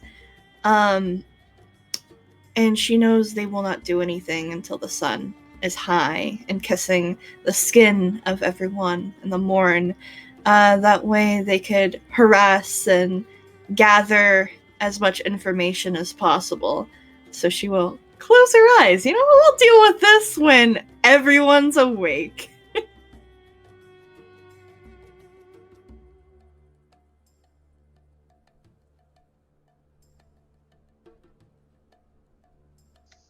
For both Amonhotep and Grimlock, you didn't see the dragon, because you're all in apartments, but you did suddenly wake up with the message in your head, that exact same message in your head. Grimlock looks at the Gorok and goes like, well, shit. Huh? Don't worry about it, buddy. You lay here for a I second thought or that two. was you. No, it was not me. I think we need to gather the others. Okay. I will gather the others. He walks No. out of the room. No, stop, Nora. Stop. What? No, stay here. You stay here. I'll go do that. Okay. He flops back into bed. Yes. You just stay in the Hurricane's Rest for now. I'll go see about whatever else is going on. So I'm on Um, a tip. As you wake okay. up in your house all of a sudden, like, oh, with that exact same message. Oh dear, the assassins have killed someone, but the elves don't have permission to. Yeah, like we discussed this last week. They don't really have any power in the Sultanate, right? So this is kind of an Officially, no. attack. Officially, Huh? no, yeah. Officially, nope. Oh dear, I believe that we should gather the other. Like I will. Obviously, the rest of my companions are awake as well, correct? I'm talking about the ones in my household. The people in your house pretty much woke up immediately because of that message. Even though it's still very early in the morning right now. Oh, this is unfortunate. So I believe that we should gather the others in our little group, and while the rest of you stay at the inn and make sure everyone is okay, and specifically to make sure that no elves talk to the nice elven lady.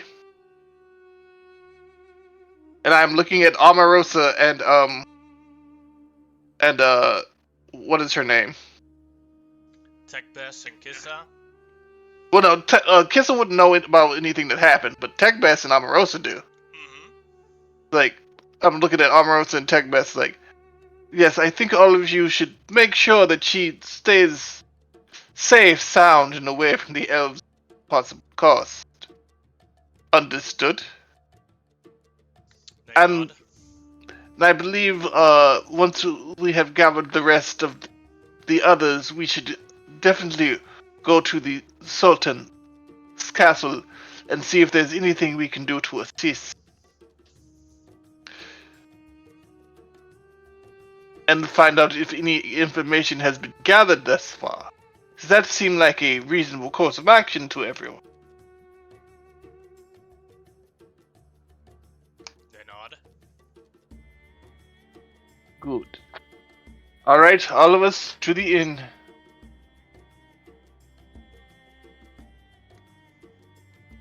So Xerxes, you wake up in the morning with that.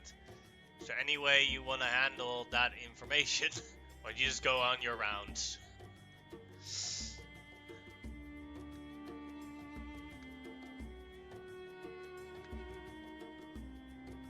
Oh, he's muted himself. My bad.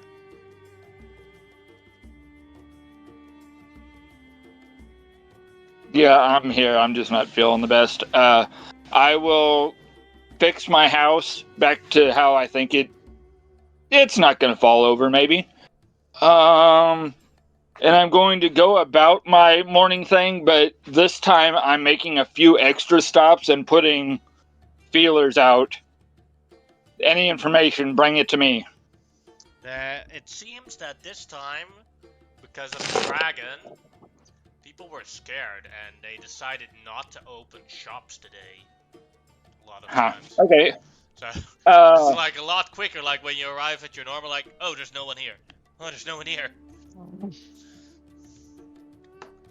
Then I'm actually going to, instead of meeting up with anybody or doing anything, I'm going to start getting to my street people that don't really have anywhere to be. Mm-hmm. And we're going to try to get some kind of a like street festival or something small in our little area going to try to lift morale. I'll buy up whatever fruits and juices and different things I can, and that's just basically what I am trying to get done. I'm not so much worried about other stuff as getting morale back amongst my people. Satir will help by molding these environments that would take weeks or months to prepare, chiseling out in an instance of stages and silhouettes of decor, piece by piece, building each part up. Yes. As there is a small festival arrived. Some of the people, it takes a while before people arrive there, because people are just scared about what just happened. But first some children arrive because they don't completely understand the level of danger. Yeah. And they'll entertain it, and nothing happens of the sort at the moment. Still at the moment. And and later on, after a while, more people start arriving. It's still a very conservative number of people that normally would have arrived at these things. But just trying to get people perked up. Let everybody know as soon as I know anything, I'll let you all know. We're in this together. We'll figure out what's going on. This must be a noble thing, and we all know that shit rolls downhill, so it'll eventually come to us, but we'll get through this. DM, I have a question. Sure, go ahead. I know I sent it to you in DMs today. I saw the thing, but I haven't read it yet because I couldn't do it during the game. That's completely understandable. The second item is a very common item. It's the wand of symphony, pretty much, where I can make music on command. Oh, yeah. Would you allow me to be able to do that? Yeah, that's no problem. Then the music shall start. A big orchestra of sorts spread out. Lively music to draw even more people in. And I'll, let's see if this is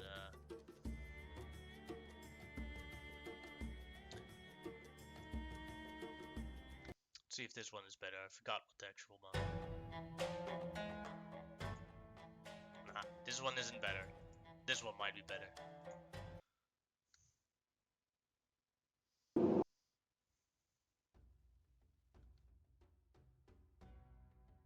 And GM, I'm going to keep myself muted because I've been getting sick. I'm really not feeling the best. I'm going to still be here. I'm not leaving or anything, but just going to be kind of in the background.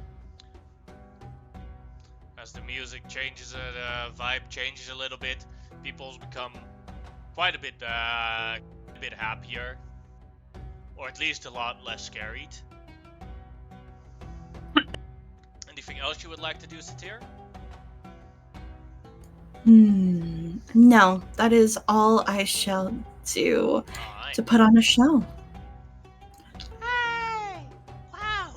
That's amazing, ma'am! Could you teach me that too? She places the wand into their hand, and as a flavor of sorts, the ground starts to softly rumble, and it might be scary for a second.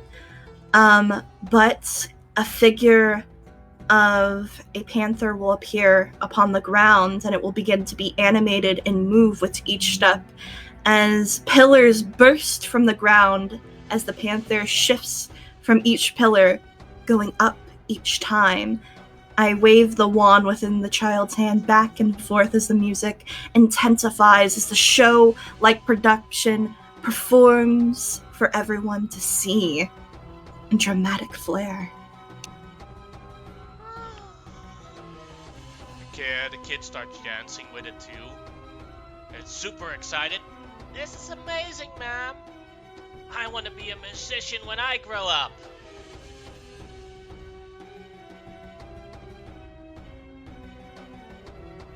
As they do declare it, I sway their hand forward, and the performance continues as the shifting stage, as if a movie is played out, but there is no such thing. And that day and time plays out with these figurines, these automatons of sorts that begin to shift and tell a story. And Satir will begin to tell stories like a puppeteer, moving and shifting the clay like figurines about as if they're in real time for the children and adults alike to enjoy. Would you like me to tell a story, or would you like me to fade to black and continue on to somebody else? We will fade towards the inn where Grimlock and Amonhotep are.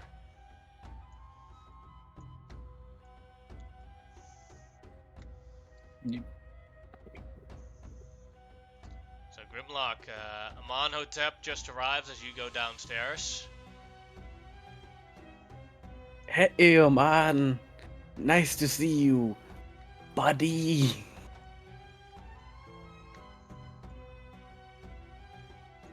Good morning. Oh, there It is a pleasure to see you as well. Unfortunately, the circumstances seem unfortunate. It seems that we are under attack by elves.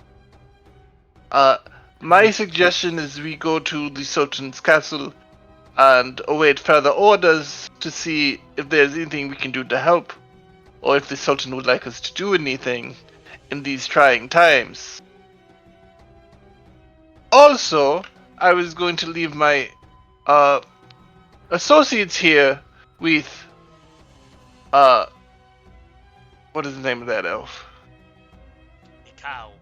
Ikao. Ikao, to make sure that she is not harassed and stays out of the way of these investigations.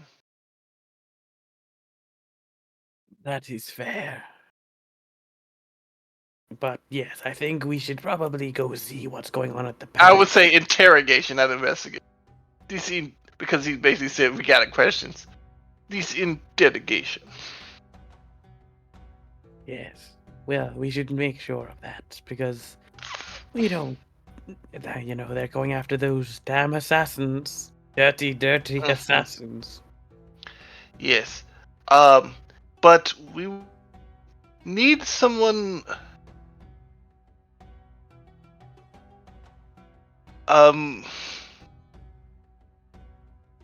Yes. Phinia, McKelvin, and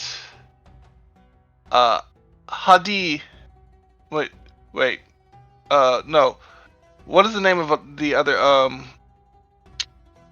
person who speaks Elven under my employ? Let's see.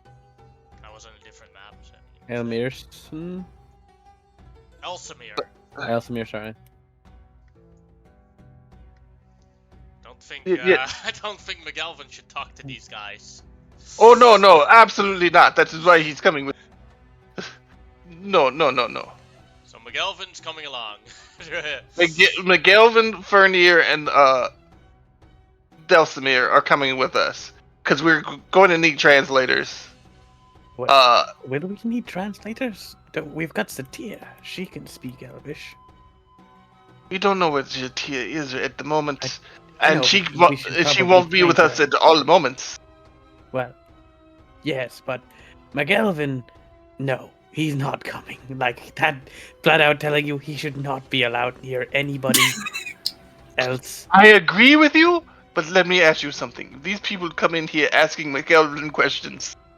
I know, but if we bring McGelvin along, what if he just spouts something out, trying to speak Elvish, offends them, it causes an incident, and then we're just like, fuck. I think it is better to shove him in a room, Gorok can keep him there, and nobody ask any questions about McGelvin. I don't care about anybody else, but McGelvin, I put both of my hands on your shoulders, look down at you, the visor glows deep red, it's like, you are brilliant. Gorok! Oh, we're going to the palace! Nope. No! Gorok, pick that one up and bring it to the room. Sit there and do not let him out, no matter what happens. Okay, he grabs him by the beard and drags him along. Oh, God, And don't harm him too badly. Also, don't let him answer any questions and let his name, rank, serial number, and to say that he is an idiot. Yes! Good McAlvin enough. is an idiot. That Got makes me that makes me feel better that he's no longer in I'm the gonna eye line give of you two. anybody. I'm gonna give you 2 inspiration for that. If you're gonna have a bodyguard and you have an extra pair of hands, you might as well use them to do something No, right. because Let's take honestly, that guy away. like your idea was better than mine because, and I agree with you. It's like I wanted to keep him out of the way, but I didn't want him just to be here The only because it's issue like is, we come back and this place be burnt to the ground. yeah, Tech my only Fest worry is, was just the fact that he would end up like we'd bring him to the palace, the elves would still be there, and he would go blah blah blah blah, blah and ask to see one of their skirts, and I'd be like, and then we would be in another fight, or else Yeah. we'd just have to toss Miguel Yeah. to the Yeah, wolves. you're right. You're right. Tech That's- Fest comes towards you and says, "With that said, I think it might be better to hide Macau at your house. Come on." Good idea. Yes, we should do that. Separate them out so they can't grab them all at once. So the group of followers goes back to Amon's house, whereas McAlvin is locked up in a room with Gorok, who still wants to sleep. Basically, just holds him like a teddy bear, Yeah. and I- just goes into the bed with McAlvin. I'll go up to the barman and go like, in about let's say 3 hours, can you bring some food to my room and Gorok's room? Just because I don't want him to get too hungry sitting in there. It may not end well for whoever's with him. Give you thumbs Yes. up. I will put like a gold on the table for him to take as payment for feeding them for the whatever time we're gone. Then I will put down another gold and say, by the way, make sure they both get fed because I'm pretty sure if you just put food in there, and You might have to give them separate Alright. bowls like dogs. separate plates.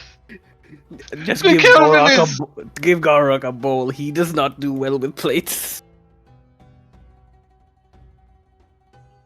Those are our two problem children, and we put them in the room together. Yes, but Gorok is loyal and knows his duty. I think. Yes, Oh. McAlvin won't escape me. Yes. See, You're already up in the room. Shut up. just don't worry about him. He'll be fine. Let's go see if we can find the other two, and then head to the palace. If we can't, we'll head to the palace. All right, Zephyr, find the other two. No, Go ahead, make an investigation check. I will look for them. You will You can both no. do it. Can I do like a tracking check with Sure. survival? Yeah. Survival, you can. Zephyr will lay on. Yeah, I like the idea of Zephyr and Grimlock, and you know where those dogs are in the cages about to be released for the. I think they're just gonna go at the same time. To be fair, like Grimlock does like get down on all fours and start sniffing the floor. It's not like he's just standing up. Like he tracks the best he can, and that's the way method he chooses. He doesn't just sniff. is this the an air. investigation check or a wisdom check for Wisdom like check. survival? Okay, because yeah, the investigation would be real. Beyond Okay, Zephyr runs away, sprints, and comes back with the exact same halfling of yesterday. Oh my fucking god! How is this happening again? He seems to like you. I give the poor man another gold.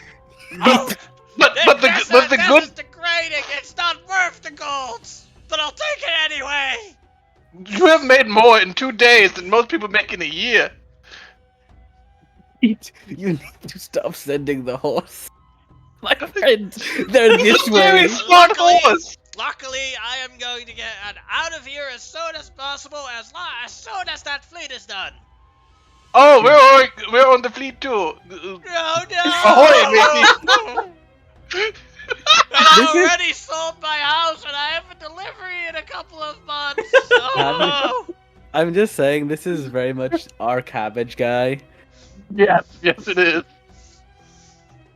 My cabbages. Yeah. Okay. Poor This Constantly way. harassed by a horse.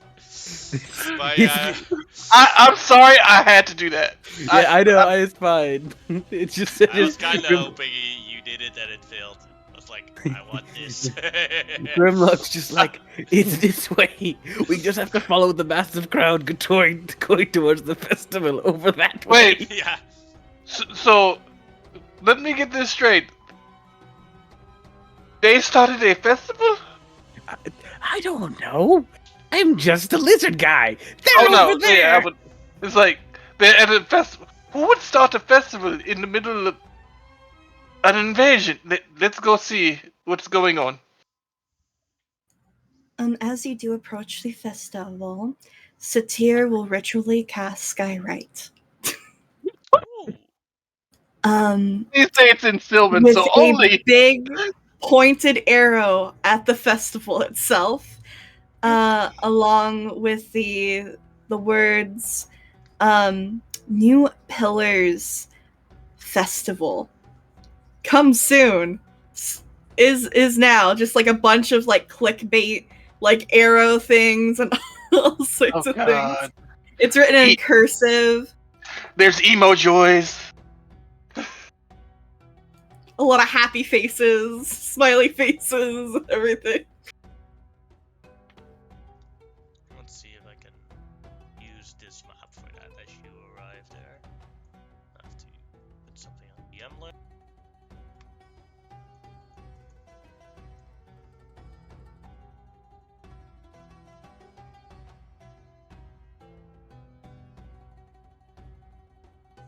So the festival's basically here in this this corner here.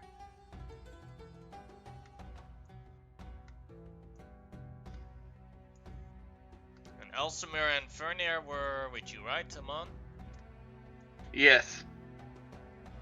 Because we're going to need as much the ability to, in case we need to break up, we're going to need the ability to Kelvin. To be fair, Fernir may have been a bad choice considering she can't speak to anybody but the elves. But I get your meaning otherwise. So yeah.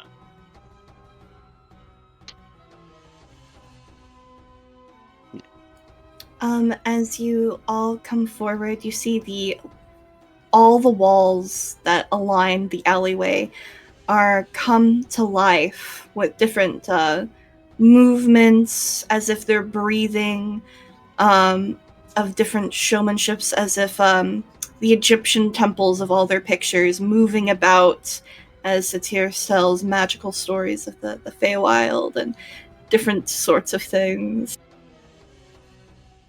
Entire crowd of kids is why is listening very carefully to the Feywild story. Well, there you go. There's Satir. Yes. I don't know if this is a good idea to have this many people Why? in one concentrated area when there are very angry people looking to interrogate people.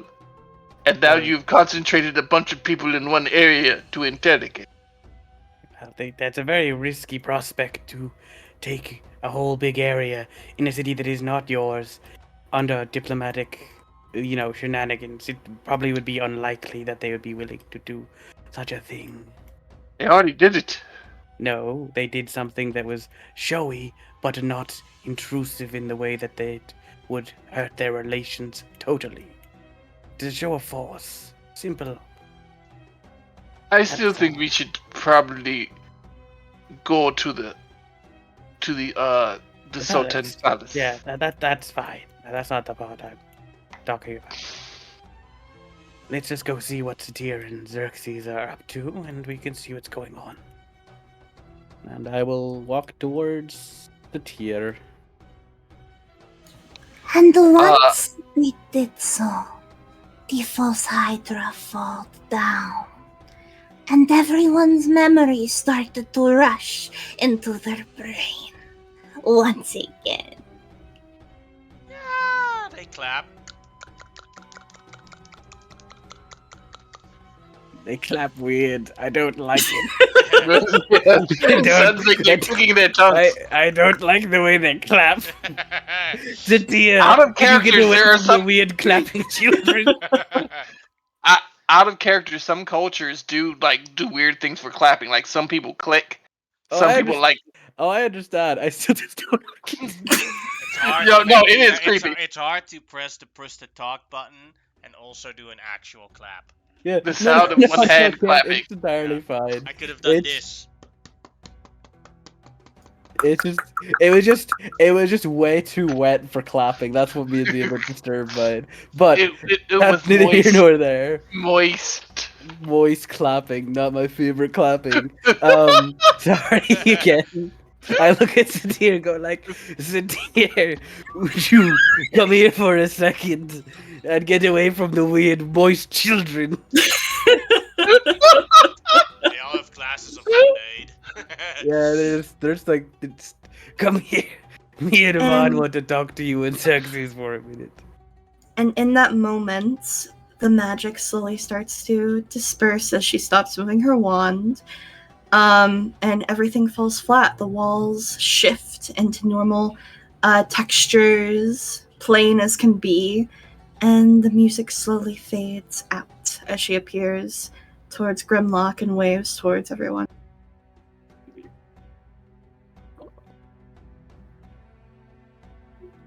Yes, well, come over.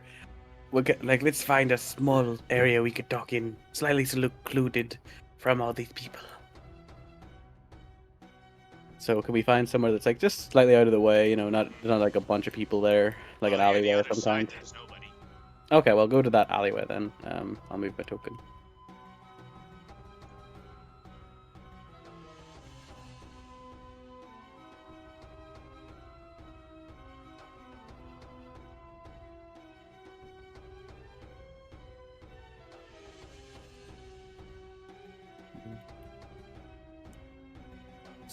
Is Xerxes coming as well, or is he staying over there?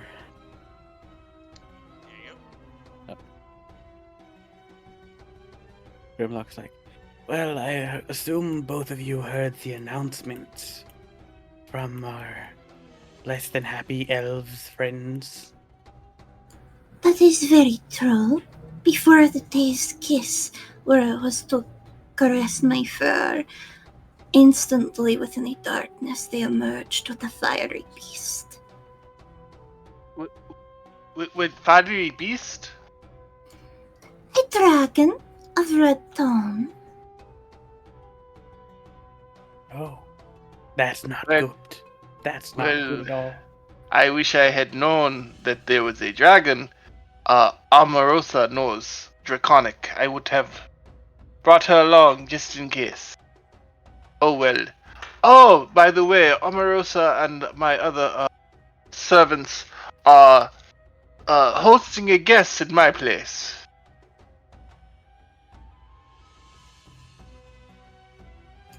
To what status is this guest? A guest that we met before and done a certain favor for, whose name need not be mentioned.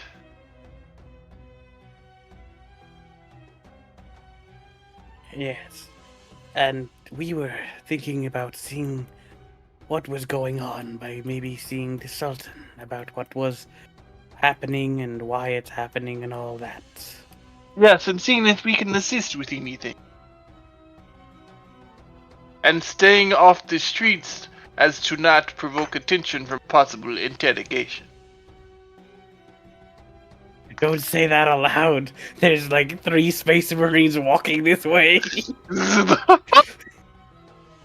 Do we notice these people before they? I mean, but get like up here, any or- normal citizen would be the same way. Anyway, and you definitely noticed them walking upwards to the I think we should, yes, we should definitely, make our way towards the Sultan's palace right now. Just saying, if before they become if did I notice them before they can see me at all? Yeah. Okay, Alright. I turn into a cat. Alright. just as soon as I hear the clomping of the footsteps and feel like it could be a concern, I just turn into like a cat.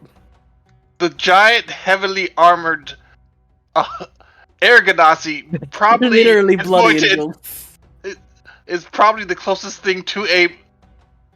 They could be blood ravens, or is that blood angel? No, that is bloody angels the way they look. Yeah, they're blood angels. They, Yeah. Yeah. They come to the crossroads, and you see the front two left, and they look at you guys, or at least the ones that were remaining. And the other one looks to the festival, and gestures to wants to walk towards the festival, but the other one pokes him on the shoulder, as they say in Elvish. We have another target. If we have time, we can ask some questions here, but this looks innocent enough. Just saying, Grimlock, when he turns into that cat, just climbs That's a what they say in wall. Elvish, though. Yeah. Just saying, Grimlock had climbed a wall and went up on top of one of the roofs in the time it took, just, be a cat. Shouldn't be too over-eager, else our rights might be provoked of what we're doing. But the target must be neutralized and questioned as quickly as possible. We're in a hurry. The one that wants to run towards the festival nods at the other one, and then they walk forward in three of them walk forward in formation. Now, one of them stays behind and walks towards you guys. So, all 4 of the Blood Angels did in fact see our description fully, except Grimlock, of course, because they are a cat up the wall. And they didn't notice us as a threat, or they would all come this way. It was innocent of them interrogating people. They haven't, they've noticed you, but, one of them just walks towards you guys. Says in common, greetings.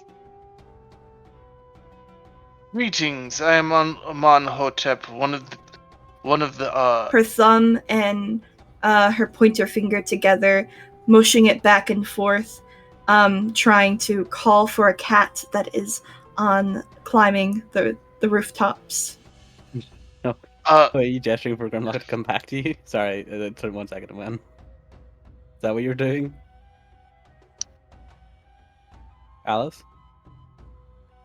Acting as if she does not notice the Blood Angel just yet, even though the clinking of armor is behind her. Yeah. The cat will come back towards the tier and will jump into her arms if it's that's what she's suggesting. As Amonhotep reacts to him, Yeah, sorry. he will look at Amonhotep.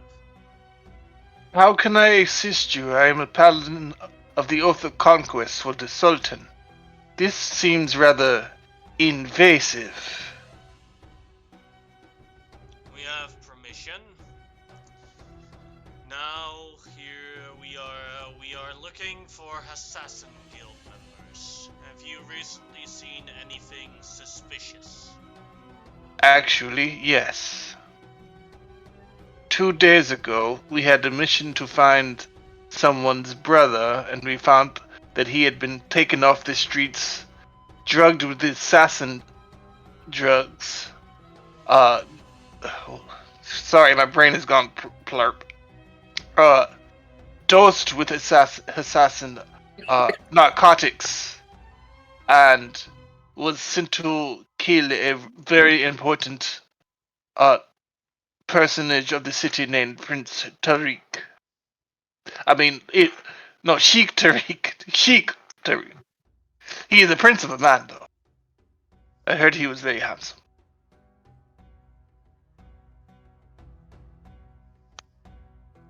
Hello? Yeah, I hear you.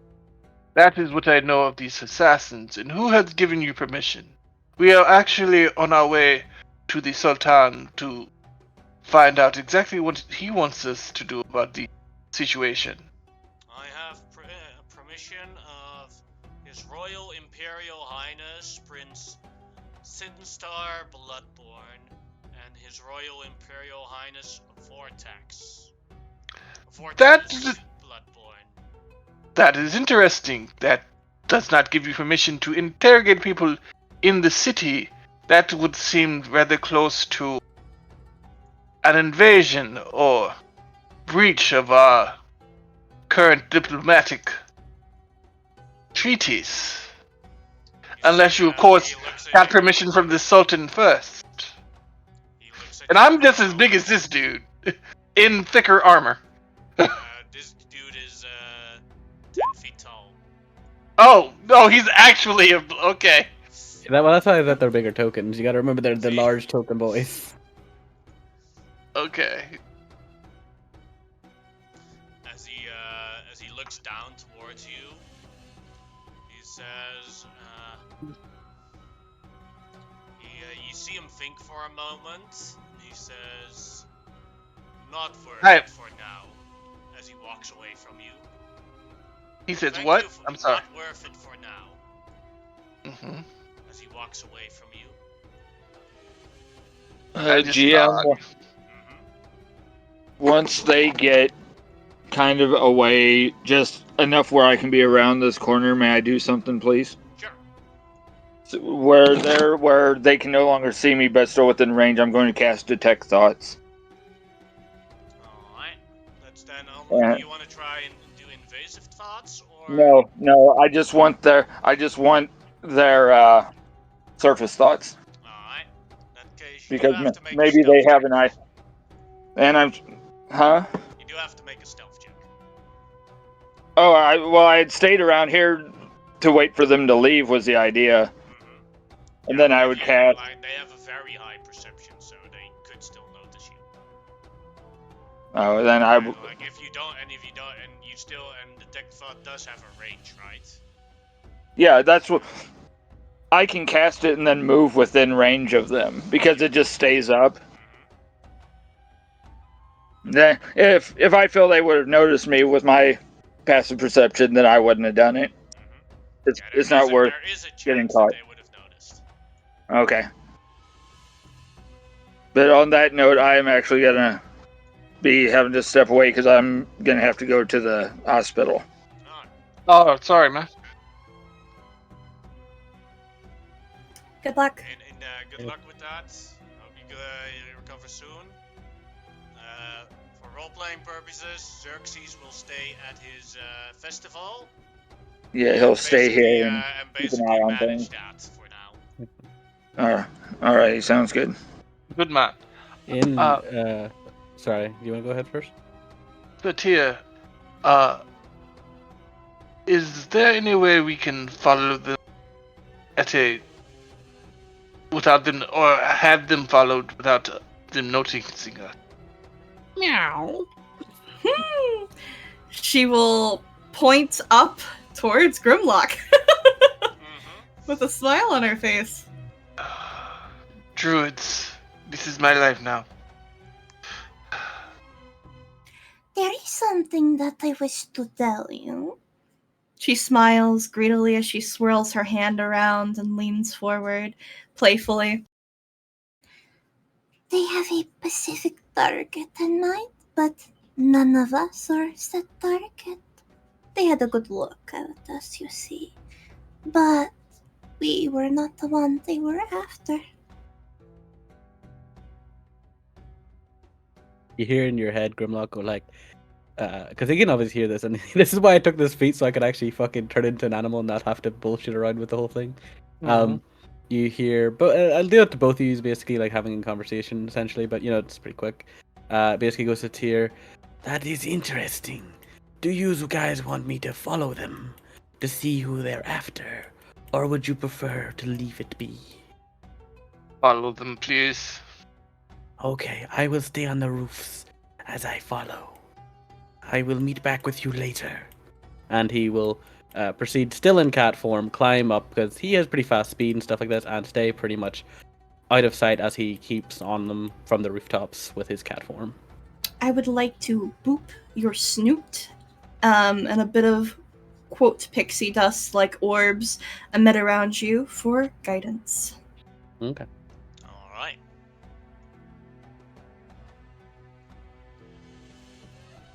Go ahead, Grimlock, as you follow them. Yes. Go ahead and make me a stealth check with guidance. Okay. You're still a cat, so if they notice you, they just notice that a cat is following them, but... Yeah, it's not too bad. It doesn't, failure isn't completely, A bad thing, yeah. yeah. Go ahead and roll a d4. 19 in 19. total. Sadly, one of them does turn around and look at you and pulls a fish out of his backpack and throws it towards you. Grimlock kind of like goes down and starts eating the fish. As they continue walking away. Mhm. Yeah, the other That is one so says wholesome. the other one says something to the guy that threw the fish at you in Elvish. So you have no idea what they are saying. Yeah.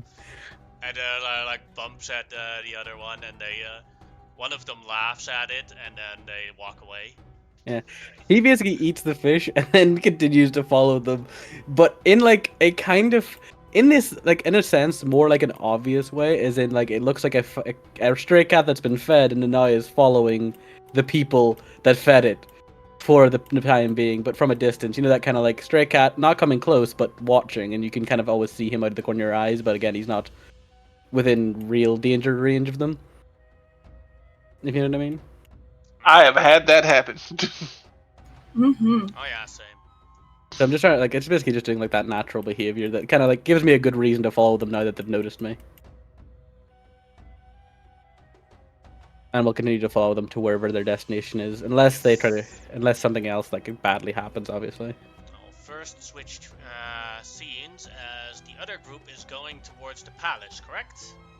Yes. Uh, 'Cause there's no way we can follow Grimlock or the Blood Ravens without them. I'm, generally I'm the biggest thing in the room. So. How does one become a sultan? Satir asks as they follow along.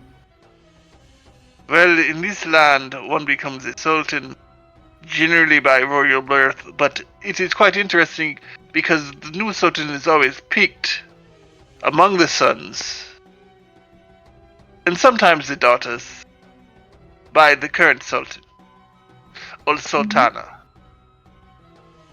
And sometimes they will even adopt someone into the family specifically to have them become the sultan because no one else is. How long has this one been a sultan? Oh, decades now. Perhaps 50, 60 years? Am I correct?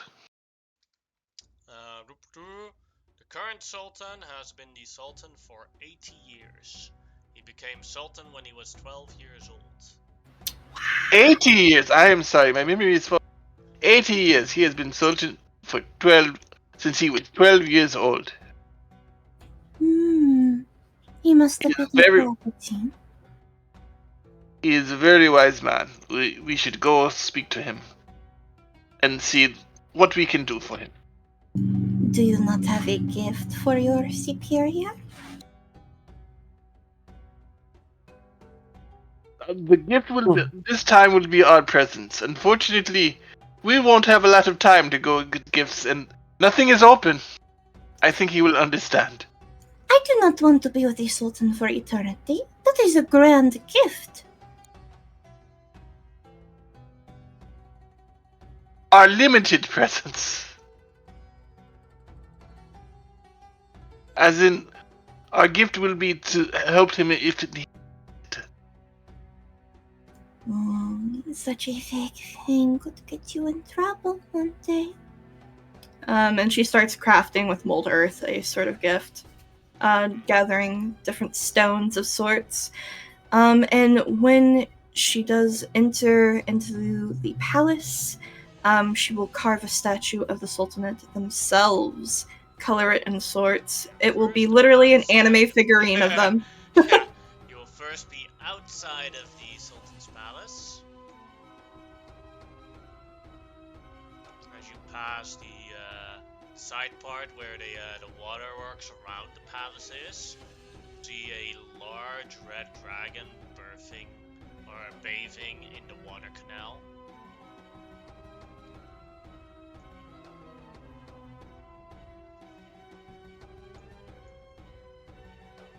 It seems to not look at you at the moment, as it just seems to be playing a little bit with the water. It's an ancient red dragon. What? Wow.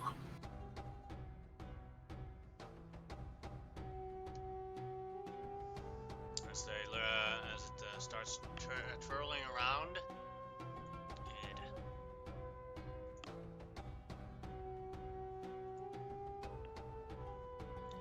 stares at... It stares at you, Satir, as it comes closer. Your smell is different. I am not from this plane of existence. I have visited many of the others. Ah, that is why you are different. You are much sweeter than the creatures here. Let me guess. Is it Mount Celestia or the Feywilds? It is the Feywild in the astral plane. Ah, that is why I mixed them up.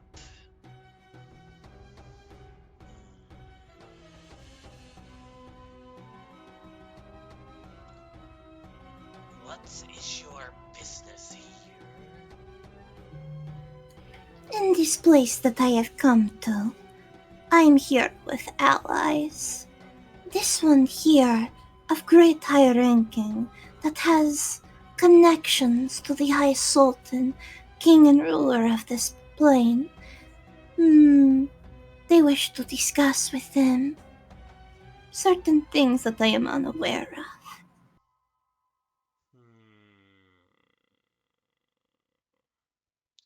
Well, their Royal Highnesses are currently talking inside.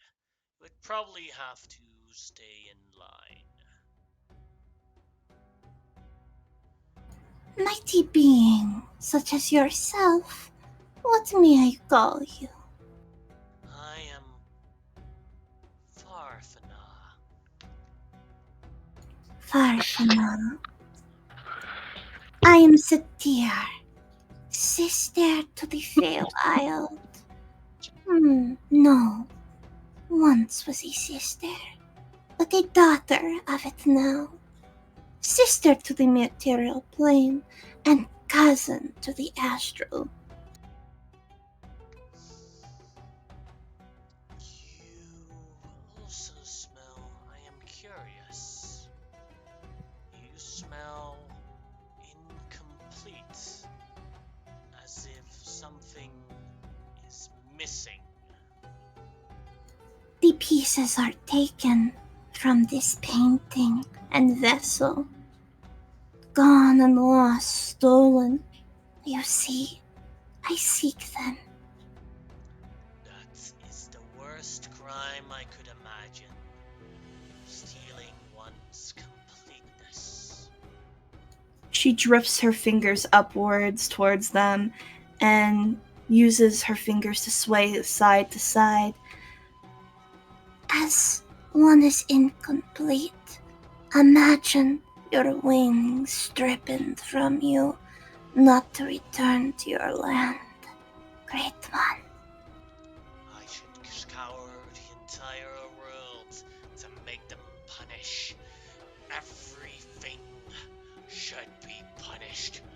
Even the whole society should tremble. She But smiles I loudly. think about this. Come closer. She steps closer to them. Raise your hand. She begins to drift up her hand towards them. As the dragon puts his head closer, as the nose comes closer, its head is basically bigger than your body, and it inhales through its nose very deeply.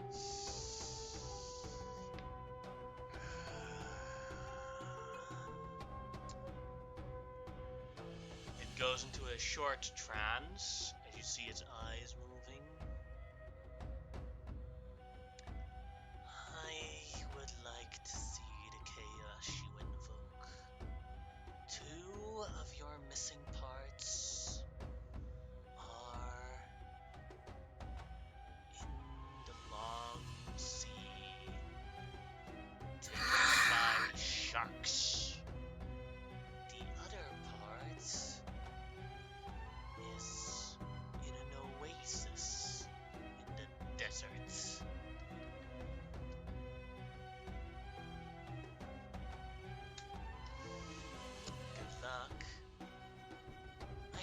destruction you cause those that wronged you shall be entertaining. As the dragon flops back into the water, whoosh, disappearing out of sight. The experience Satir is in this moment, as a soft breath is exhaled from her lips that quiver lightly, as her skin begins to shine within the sunbeams that glide upon her, and her hair swivels left to right.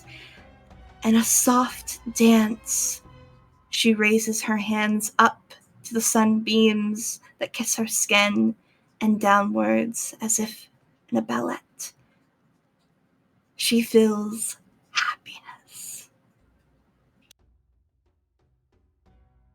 I take it that conversation was fruitful? It was beyond the missing pieces that I require. It is guidance to where they linger, my treasures trove. As your fingers move, I feel connected. Missing I long pieces?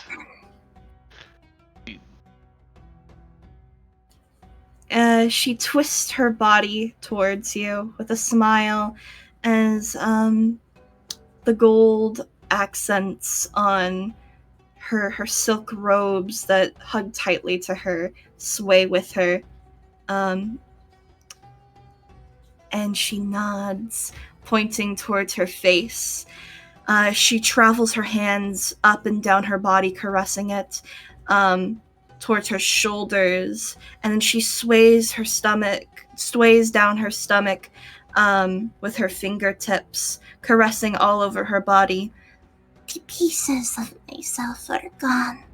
And she sways her hand up through her chest to her face, towards her eyes with her fingers. But I am finally able to retrieve them. Well, if there's anything I can do to assist, I will do so. But in the meantime, the dragons said that the Sultan and the Emperor or whatever were having a discussion. Something like that, yes? Let us see if Prince Hassan or Prince Mansour is busy at the moment and see if we can offer them assistance. This other meeting could take quite a while. Like fire pits spurging together, two colors mixing into one, fighting for dominance, never to create a new. Yes, this is the safer path. From river to ocean that shifts our boat. Your And she words goes are on. like poetry. Much like poetry, sometimes completely I don't understand any of it. Still beautiful though.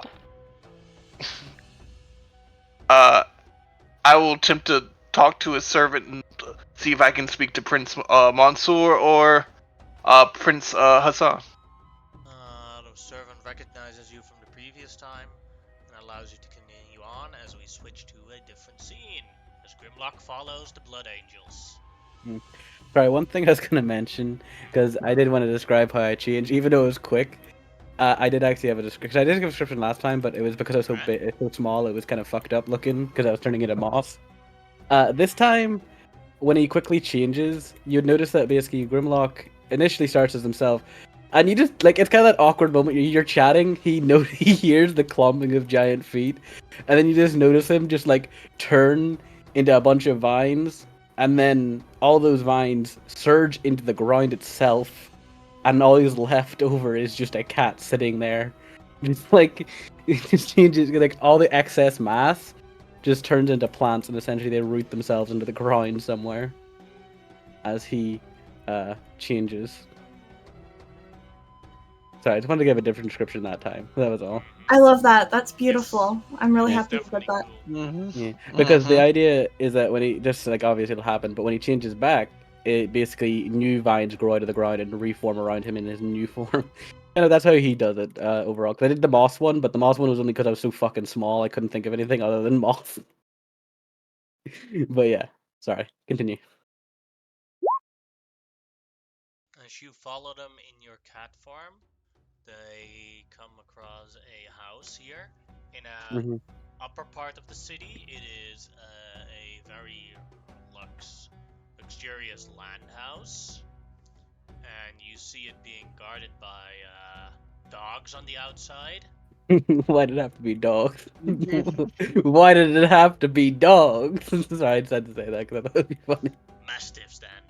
Yeah, no, even mastiffs. I mean, just because I'm a cat, like out of everything I chose, it had to be dogs. I had to be a cat. They walk forward towards the house, and they I think have you their gotta. dual wield swords all drawn. Mm-hmm. Grimlock, uh, will, if possible, is there like an easy way to get to the roof from where I am? I know I'd have to climb, but cats have climbing speed, so I'm just wondering, like, is there anywhere I can see that's like quickly Here accessible? outside, there's like here. This part is a chimney part, so it has more open, scurvy rocks, so that'd be easier. Yeah, but there is a dogs in the way. Is just the only thing I'm concerned about. Um, Oh. I will, for the best I can, sneak towards the house, trying to keep under the notice mainly of the dog, not necessarily the. Well, both to be fair, but mainly the If you dogs. roll good enough, you'll be unnoticed by them. But your goal is to be unnoticed by the dogs. Yeah, yeah. Yeah, sorry. Just specifically because Yeah. the blood angels or elves or whatever aren't going to hit me. Probably the dogs will probably just chase me because they're dogs, and so I will attempt to stealth my way towards the house. Oh, that's really good. I think I'm good. Don't you get a plus 1d4 or something? Already No, rolled, because it's been a while yet earlier. Hell, even the blood angels don't notice you now. Is this like a two-floored house? Yeah. I want to get like, if I can, to the kind of like, if there's like kind of like that to a window or whatever, and just take a look inside from my as much as I can to see if I can see anybody inside from the second floor. The second floor is currently abandoned. Okay, and I will basically.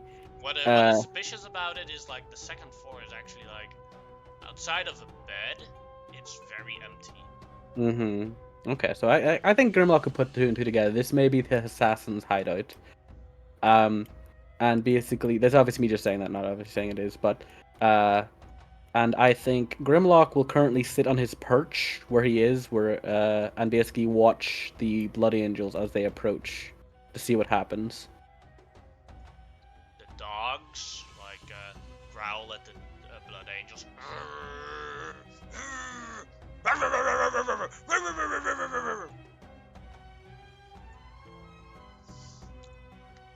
They continue forward even though the dogs are barking. And then two of them just take their long swords that they're dual wielding and slash at the dogs. Yeah, You don't like dogs, they like cats. It's a good thing you became a cat. Yeah, not gonna lie, literally good thing I became a cat. These are cat people. Oh boy. Though They also, probably think you're good luck. I know I don't see this necessarily the damage. You definitely Well, I see the damage, but like Jesus Christ, I'm glad we didn't. I know we probably weren't going to, but I'm glad we didn't decide to fight these guys because fuck that damage though. Like, oh no, we did died instantly. These are oh yeah, way I'm out just of saying my. that is one hit kills on nearly everybody in the party. I think That's a 2-hit kill on me, but yeah. that's what I mean. Nearly everybody would be gonded in 1 second flat from one And attack. here's the thing. Even though those attacks would have missed for you guys, or some of you guys at least. Yeah, some of it, yeah, but even then, it's still just the risk alone would be a bit much for my blood, you know? Yeah, but I continue to watch, and it's kind of like curiosity watch and like listen in and see what's going on, basically. Well, you As might they be able enter. to look in the window and see what they're doing. Well, I'm currently on the second floor. I'm looking and I can't see anything, and I don't want to drop down until like they kind of pass by a little bit, so I don't exactly alert them. And then I'll So drop they, in. they killed the dogs, and basically kicked in the door and ran into the building, and you hear some fighting inside the building now on the Mhm. lower level. Yeah. The I other kind of dogs drop. are running towards it. Okay. Well, so I'll kind of keep my upper vantage for a minute, and then basically go like you see this window over here. He'll like go along the roof a little bit, go down, and then as the dogs pass, drop down a little bit and look through that window to see what he can see what's going on inside. Alright. Obviously, just trying to keep his best out of the way of anybody who's actually of any danger to him. So what you see inside is they're fighting against one of those roided up people that you've seen before, and someone that's clearly a magician or a magic Mhm. user. As the roided up guy under the drugs gets cut in half. The dogs come in and sucker attack the blood angels from the back, and they turn around and then cut. Well, let's see if the dogs actually gonna hit it. I have no interest in actually intervening at any point. I'll be honest. They don't. Like one of them turned. The one that gave you a fish turns around and cuts down both dogs. They Yeah. really don't like dogs. Yeah, like I have no interest in getting involved directly. I am here as an observer, so I will keep observing the best I can and see what they're doing. I don't. I'll be honest. Unless anything changes, this is basically what he'll do. Because obviously, if nothing, because he's not like obviously they're just murdering everybody in the building. He can't really do too much at the moment. As they basically surround the wizard, who is heavily wounded from the fight, as they basically rip his spell his spell focus out of his hand and bind him up. As an aside, I was attacked by a rabid dog as a child, and even I am like, damn, dude, that you didn't have to do that to them dogs. And I hate dogs. One of them, now one of them, the one in charge, is talking in common, so Grimlock can not common, in High Barakian, so Grimlock can understand it. The ace. Listen up. Your organization had an understanding with the Emperor's will. None of the agents of the Imperium would be targeted by your organization, and we have found your wonder drug inside the embassy.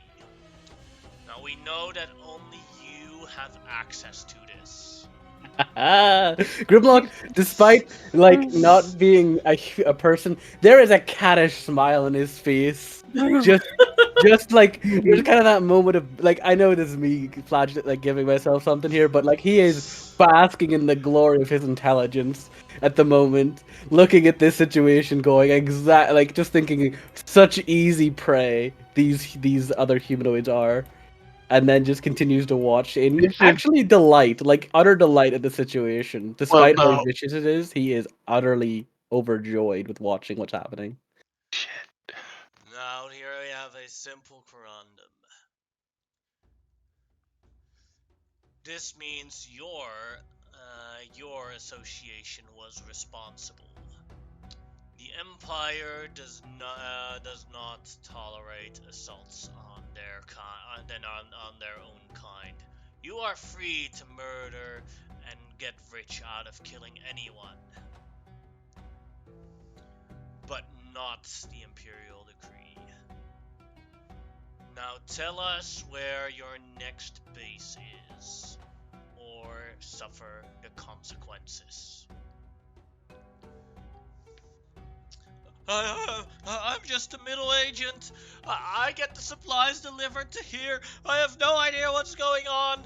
I swear we didn't target it. It must have been a rogue agent. Yes, we can. Even our organization occasionally has rogue agents that use our secrets for their own benefit. That is an explanation, not an excuse. Oh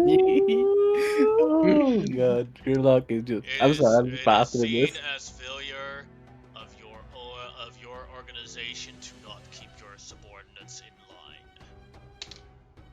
He grabs the assassin chapter master or local master by the foot, and then basically lifts him up and smashes him into the dead dogs. Oh, that's so cool! And you see guns flying. I'm glad there's no PETA in this particular universe because they would be after these guys. I think that'd be a very short tale of PETA. Yeah, No, they'd throw some PETA like would red. have their own Space Marines. They would be like Chaos Marines. No, honestly, in my mind, they'd throw red paint on them and they'd be like, they'd just smash them with their swords and go like, get out of the way. It'd be like, just like something really silly like that. Like, red is murder, throws blood on them. As the assassin master is laying in the guts of the broken up dogs, the blood angel puts his foot on his face. Talk where the next location is, and he reveals the secret location of the Assassin's Guild. Ooh, I got some maybe useful information. Won't say exactly where it is, but Yeah, but I you obviously know where it knowledge. is. Yeah. That's fine. I understand. You don't have the location yet, but that's okay. Because you might not actually do anything with that information. Oh yeah, that's fair. Like, to be fair, I don't know in my head, like, I don't know what any reason to stop this. I'm like, because a part of me was actually thinking, like, should I intervene in some way here? Not to help, but to hinder. But I'm like, it's too risky. They're on the right track with what I want them to do. I shouldn't put a herring in this thing. This is just let them fucking go. Let them murder all of them if I, for all it matters. As the Space Marine or the Blood Angel said, here's the location, nods, thank you for your cooperation, and then puts more strength into the foot that is in the face of the wizard of the headmaster of the assassins, while in the dog's guts you hear like.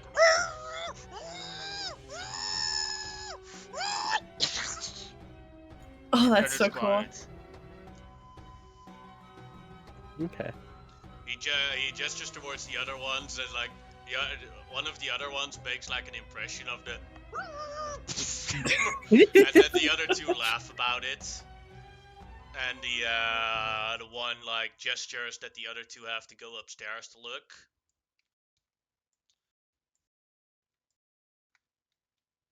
And the one that has now all sorts of human guts and dog guts on his just sits down next to it and starts cleaning his boot.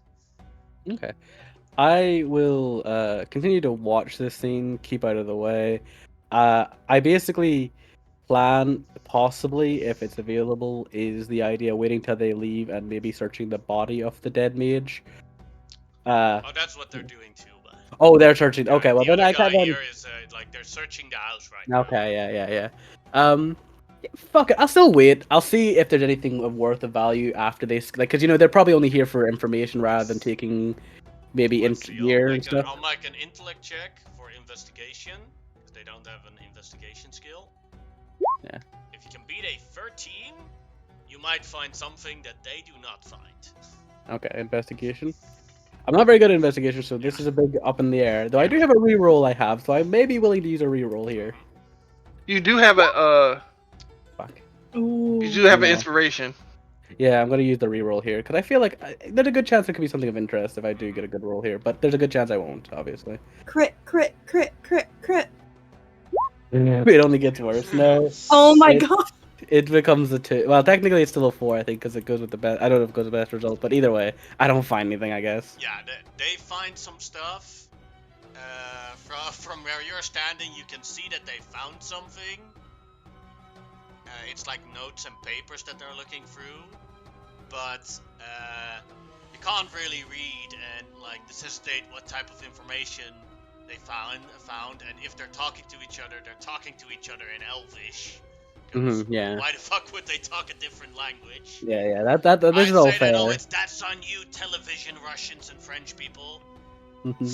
Yeah, no, I think for the most part he basically, after whatever time he sees that this isn't gonna pan out to anything he'll gonna find, he's just going to leave. He has nothing else. He could watch them more, but I don't think that anything more to get out of this. I don't know. A part of me is like kind of tempted to warn the other assassins because it would be kind of funny to watch them fight, like a proper fight, because they wouldn't get surprised.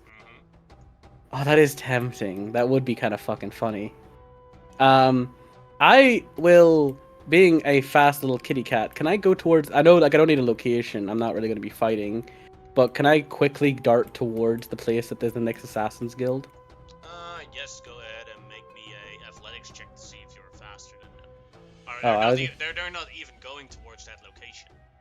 Oh, okay. If they're not going, then My I bad. probably So you won't. don't have to make an athletics check. They're going, like, they hear the location too, but they're going to a different location currently than the location of the Assassin's Guild that was said. Okay, well, then I'm more curious to follow that then, actually. I will continue to follow them for now.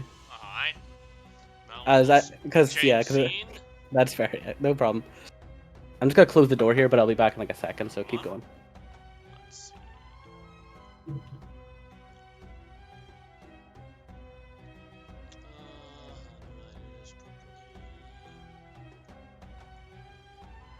it like this.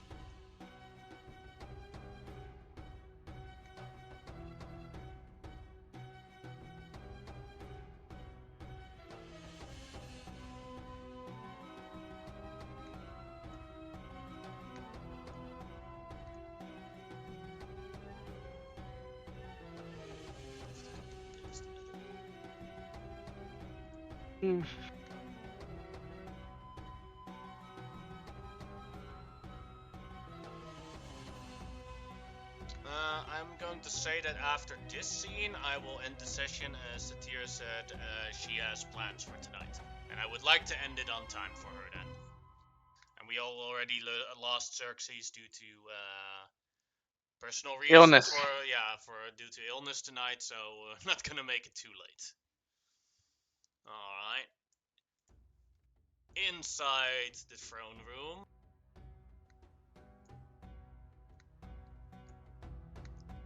As you stand here just outside of the throne room, Monhotep, do you still remember the proper greeting towards the Sultan?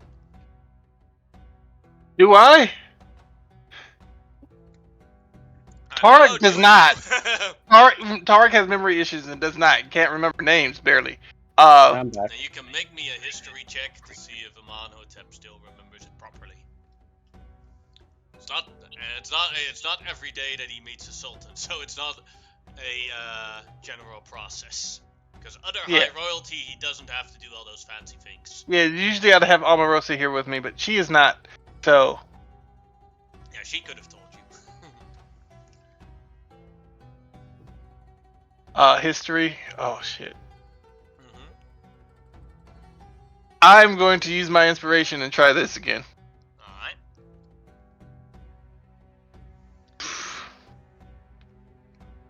You remembered that you had to bow. That's about it. Wait, I remember. Wait, I do remember something of it. Alright. Then, give me a best. Satira has no idea, but... Yep, I'm following your lead, buddy. We go up to the first carpet. Bow and wait for the guard to do something. He gestures you to go forward. Second carpet. Same thing, I believe. You hear some talking between two people and the Sultan. And the Sultan gives a moment. It seems we have a guest. Come forward. I will come forward and bow. Towards the Sultan. Rise up. Thank you, sir. I hope I was not out of place. My arrival was impromptu, and I did not bring my mahjong. I apologize. No fear. I was talking to my guests here. Prince... His Royal Imperial Highness Prince Cinderus, and His Royal Imperial Highness Prince... Oh, put two of them in the same... Now you're gonna say Cinderus they're and both called Cinderus? the same. Like, this is Cinders and Cinderus. Tortoise. They do look very similar. That's fair. I do love the idea that they were the exact, like, it's not the same person, but they're just like, they were twins and they were just like, fuck it, name them the same thing. Or you just Also- pick around the they are first. definitely twins. That is very obvious. My new associate, provided to us by the Grand Vizier. Spatia has a gift for you first. Not only that, but I have heard of both of your arrivals. And she does the gesture, once again wrapping her fingertips towards her other hand, stroking it up to her forearm and then up her shoulder, in a grand gesture before displaying, with a quick snap, the colored statues, along with it's figurines of everybody. There you go. Yeah. One for you, and one for you with your little tiger guy. The tiger looks very excited at the figurines. I don't know what the deal with the tiger is. I'm still curious about that. It's the Power. It's the Sultan's pet tiger. The tiger looks at the Sultan in a It's a big old cat. big eyes, and then he looks the Sultan looks at Satir, the old man. It's like, how? I'm sorry to ask, but it seems Rama here wants to play with your gift. Is it sturdy enough to withhold a tiger? I do not want to break a gift, of course, and I will not do that. If that is the case. I will take no offense if it is broken within your grasp. It is yours. It will break. It is made out of the soil of this world, perfected into your images. It is yours to do with. How could someone as myself demand or curtsy you after it is your possession? He nods, and he gives the figurine to the tiger, as the tiger starts happily playing with it, and starts pooping it the entire time. Yeah, it's just a big old cat. You big old kitty cat. The two twin brothers look a bit confused at the action figure, and they say in Elvish, "Thank you, dearie. This is the most loveliest thing we have been given since our arrival here, and it seems that elven superiority even comes in here. Well done, my lady."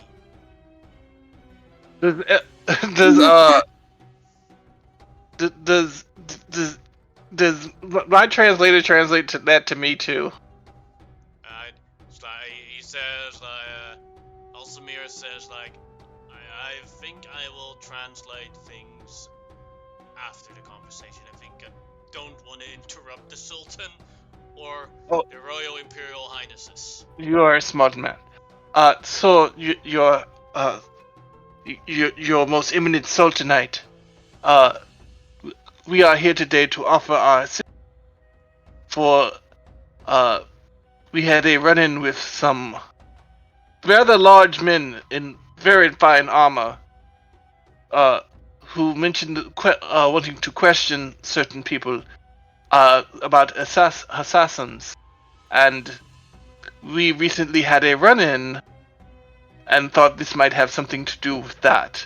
I believe the Grand Vizier told you of said run-in? The Sultan nods, and it's not the Grand Vizier, by the way. It was the Master of Coin that said it. The Master of Coin. I'm sorry. The Emir, who is a Master of Coin. The Emir. The Sultan says, "Yes, Amon Hotep. We have heard of your run-ins. We have heard of your run-in. And I'm glad your expertise might be valuable to hear. It seems that that the Assassin's Guild has broken the peace. That the local authorities had with them. Yes. I am sad to say that in my reign I have failed to keep an embassy safe, and they have attacked the embassy of the Sindorai and killed its ambassador." Oh, I am so sorry to hear that, your Eminence. I do know that they had already broken, attempting to kill Sheikh Tariq due to his giving children an education, and them wanting to use them as soldiers.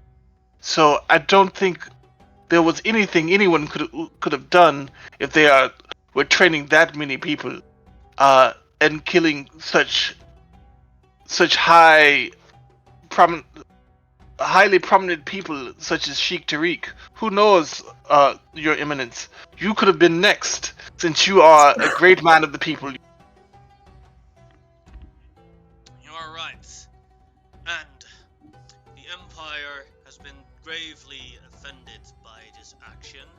So, this is why my two esteemed Imperial guests are here. As they both look at you and say in High Barakian, "Howdy." Are they offended by the words that Amenhotep said? Because they were very much so insulted. Them basically saying, right? Pretty much. Ooh, They're good did they at say hiding, anything in Elvish? They're good at hiding it at the moment. Yes, but again, Basically, currently they're playing a bit of a royal game where they're passive aggressively taunting each other. Satir, one thing that you can roll me an insight check. I would love to roll an insight check.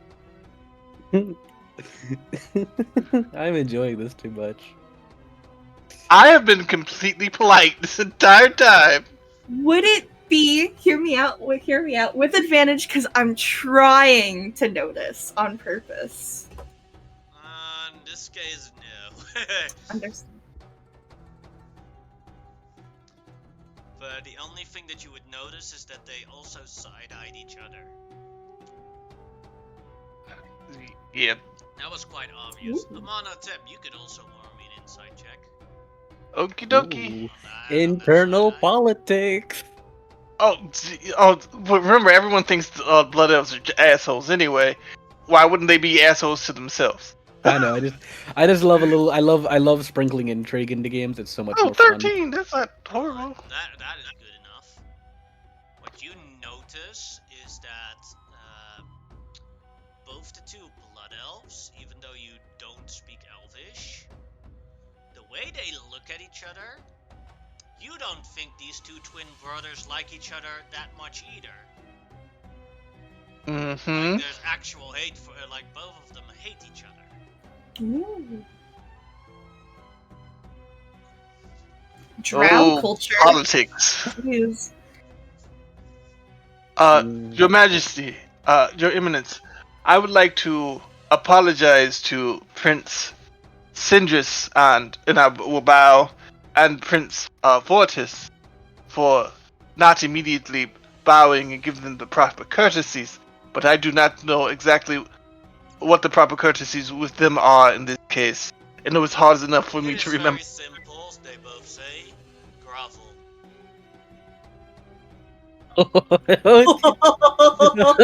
I will look at His Majesty and like tilt my head.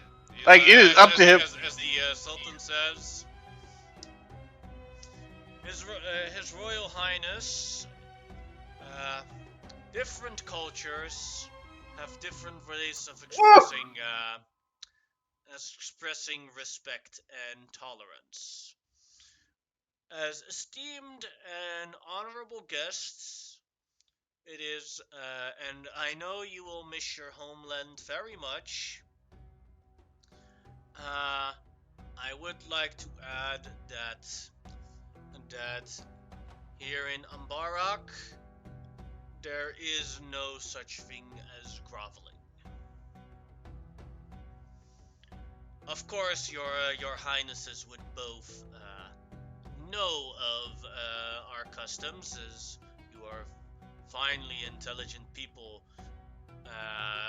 graduating from the highest esteems of the Academy of the Sindorai. They both look at it, and I was like, "You're right, Sultan. We are sorry for the miscommunication. A simple bow is good enough." Thank you. So, which of your two esteemed eminences should I bow to first? Who is of the utmost importance? Oh, I'm living for those. They both look at each other for a moment and say, at the same time, because they're twins. Well, Me? Isn't that obvious? Your judgment shall be more than accurate to figure that out. Of course. Ooh. And I will bow. And I will bow towards. They both look exactly the same, correct? Yeah. And both have been rude as hell. Mm-hmm. I will bow to Sindris just because he reminds me of Sindri. It's like, of course, it is obvious that you are the team of equals. I am sorry to have broken any etiquette protocols, Prince Sindris. Oh no. Sindris looks very happy. Yes, of course. You among your people, Amonhotep, are a wise and smart person. An exemplar effect of your people. Well, as you have Vortis, looks like super angry, like, but holding it back. And then I was like, and you, of course, Lord Vortis, of almost equal importance as the esteemed Prince Sindris. Again, and I am sorry to break myself away from your magnificent presences, but I must speak to the Sultan and finish our conversation. So, your Eminence, what would you have us do? Do you need us? We are here to make ourselves. Since I feel, unfortunately, that we are in this, whether we would like to be or not. Especially considering that they have people roaming the city, interrogating people. I have given the special forces of the Empire permission to do their own investigation for 3 days towards the ousting of the Assassin's Guild.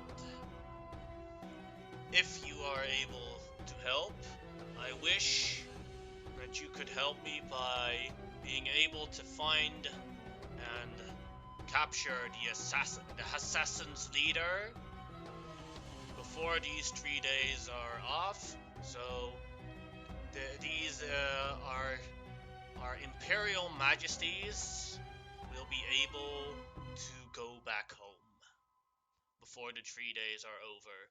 I am sure their wives and their children and their people will miss them surely. Of course, Your And Majesty. justice will be upheld for the crimes committed against the ambassador. Of course, Your Eminence. Is there anyone we can speak to give us further instructions and information as to point us in the right direction?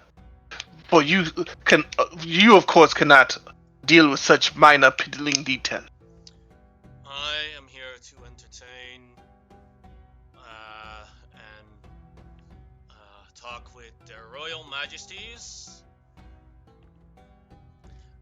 You can speak to my to my son and to my grandson, Prince Mansour and Prince Kareem, as he gestures as they're standing over there. Thank you, Your Majesty. I will bow low to Sultan and make all due and bow. Then I will bow again towards Prince Sindris, then again towards Prince Fortis in that order again, and go over to the others. Fortress actually follows you. Oh, Sindris or Vortis? Fortress. 'Cause Sindris- Yeah, it's in my bad. I made Trins and then makes it harder for me to. Yeah. Sindris follows you.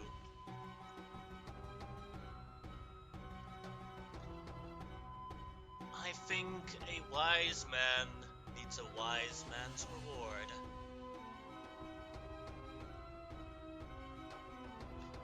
And you seem like a wise man. Do you not consider? Would you not agree? A wise man never calls oneself wise, but I have some insight. Then a small gift of my appreciation, as proper respect was due. I do not have any use of this, but seeing your occupation and your uniform, it might be very useful for you. He hands you a scroll, and then returns to the Sultan. I look at the scroll. It is a scroll of Crusader's Mantle. Ooh. It's a 3rd level paladin spell. Mm-hmm. Holy power radiates from you in an area of 30-foot radius, awakening a boldness in friendly creatures. Until the spell ends, the aura moves with you, centered on you. While in the aura, each non-hostile creature in the aura, including you, deals an extra 1d4 radiant damage when it hits with a weapon attack. Nice. I will use that at some point, but not right now. Prince Kareem, Prince Mansour, I believe you heard what Yes, we have overheard the conversation. I originally meant to talk to you first. I did not realize that the Sultan would want to see me himself. The Sultan likes a friendly face when dealing with hostility. You can say that again. So, is there any information I can partake from your wise counsel? We have we've been looking at the different areas, and there's currently there are 3 areas that could be outposts for the Assassin's Guild. We're basically gathering up a party to stake them out. One of the areas, we have given to the Blood Angels to be cooperative, and that is where they're going towards. Do not know how successful they are. I have never seen them in combat myself, says Prince Kareem. They are, Prince Mansour says, they are a new breed of soldier that the Emperor has created in his palace in Sindorai. Yes, they are very. Large. Yes. Not very chatty. Yes, that could be the case. Their main commander is somewhere here in the palace as well. He hasn't said a word, although he does listen to the two princes. So, these possible hideouts are where? And I kind of click my fingers. They'll point them out on the map of the city, and they point out this one is already where the assassins are. The location that The Space Marines the went. Space Marines went to, the Blood Angels went to, Mm-hmm. and then points at the other two. They might already be on their way to those as well, but I do not know that yet. Well, we will do our best to make this His Eminence look good and arrest or disable this assassin leader before these other interlopers do so. With the assassins being willing to kill political targets, makes them very dangerous. There was some goodwill because normally they only target other criminals, but now we have heard that they target Sheikh Tariq. They've targeted an ambassador. Prince Mansour says, now we cannot tolerate this indiscretion. I do have one other question, and I will get closer. And were you able to study the items we found and hand it over to the High Treasure? You have to, out of character, you have to trigger my memory because you could have The assassin. I forgot a little bit what you're pointing out to. The assassin drug. He's trying not to actually say it out loud. Yep. We have done some attempts, but it is a very advanced compound, not something that our doctors and alchemists can easily figure out. This will take much time. Yes, when we found it, we thought that it must be immediately taken to the proper authorities. Not. It was very helpful when we had this. We investigated the embassy and we found more of it. It was very easy to link the assassins to this crime. I would just nod. I will not say a word.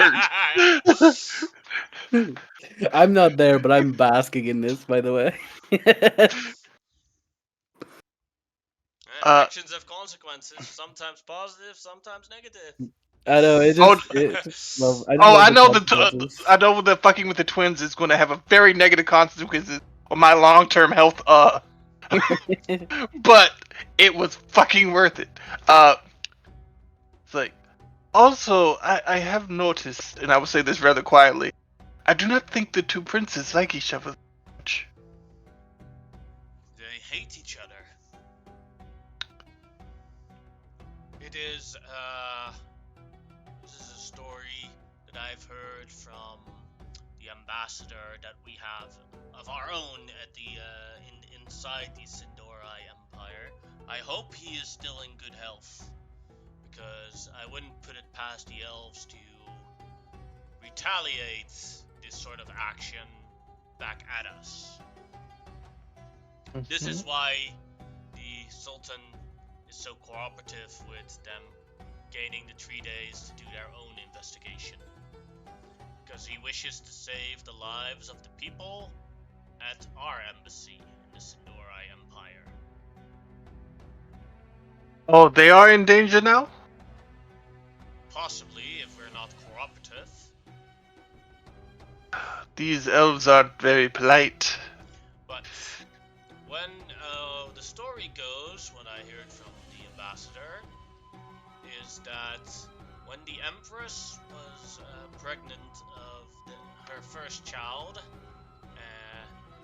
and it was discovered in the birth in the what do you call it, the chamber where the baby is born, Birthing chamber. birthing chamber. It was discovered that she was pregnant of twins. The Emperor came in and saw an opportunity to challenge one for greatness. And he killed everyone in the chamber with the exception of his two sons, his two twin sons. And he has declared, "Let the greatest of the two be my heir." So we do not know which of the one is older. And for, I believe they are both more than 200 years old. They have been actively trying to prove themselves to be the superior next ruler of the Empire. Wait, I'm sorry. I'm a little slow sometimes. He also killed his wife? That is the story, yes. In how far this is true, I do not know. Okay. Well, thank you. You're honest. I believe we would take our leave and immediately go and start our investigation. Alright, and as you leave the Sultan's palace, that is where we'll end today's session. Okay. We still have officially 5 minutes left, and I promised we wouldn't go over time. Yeah. Yep.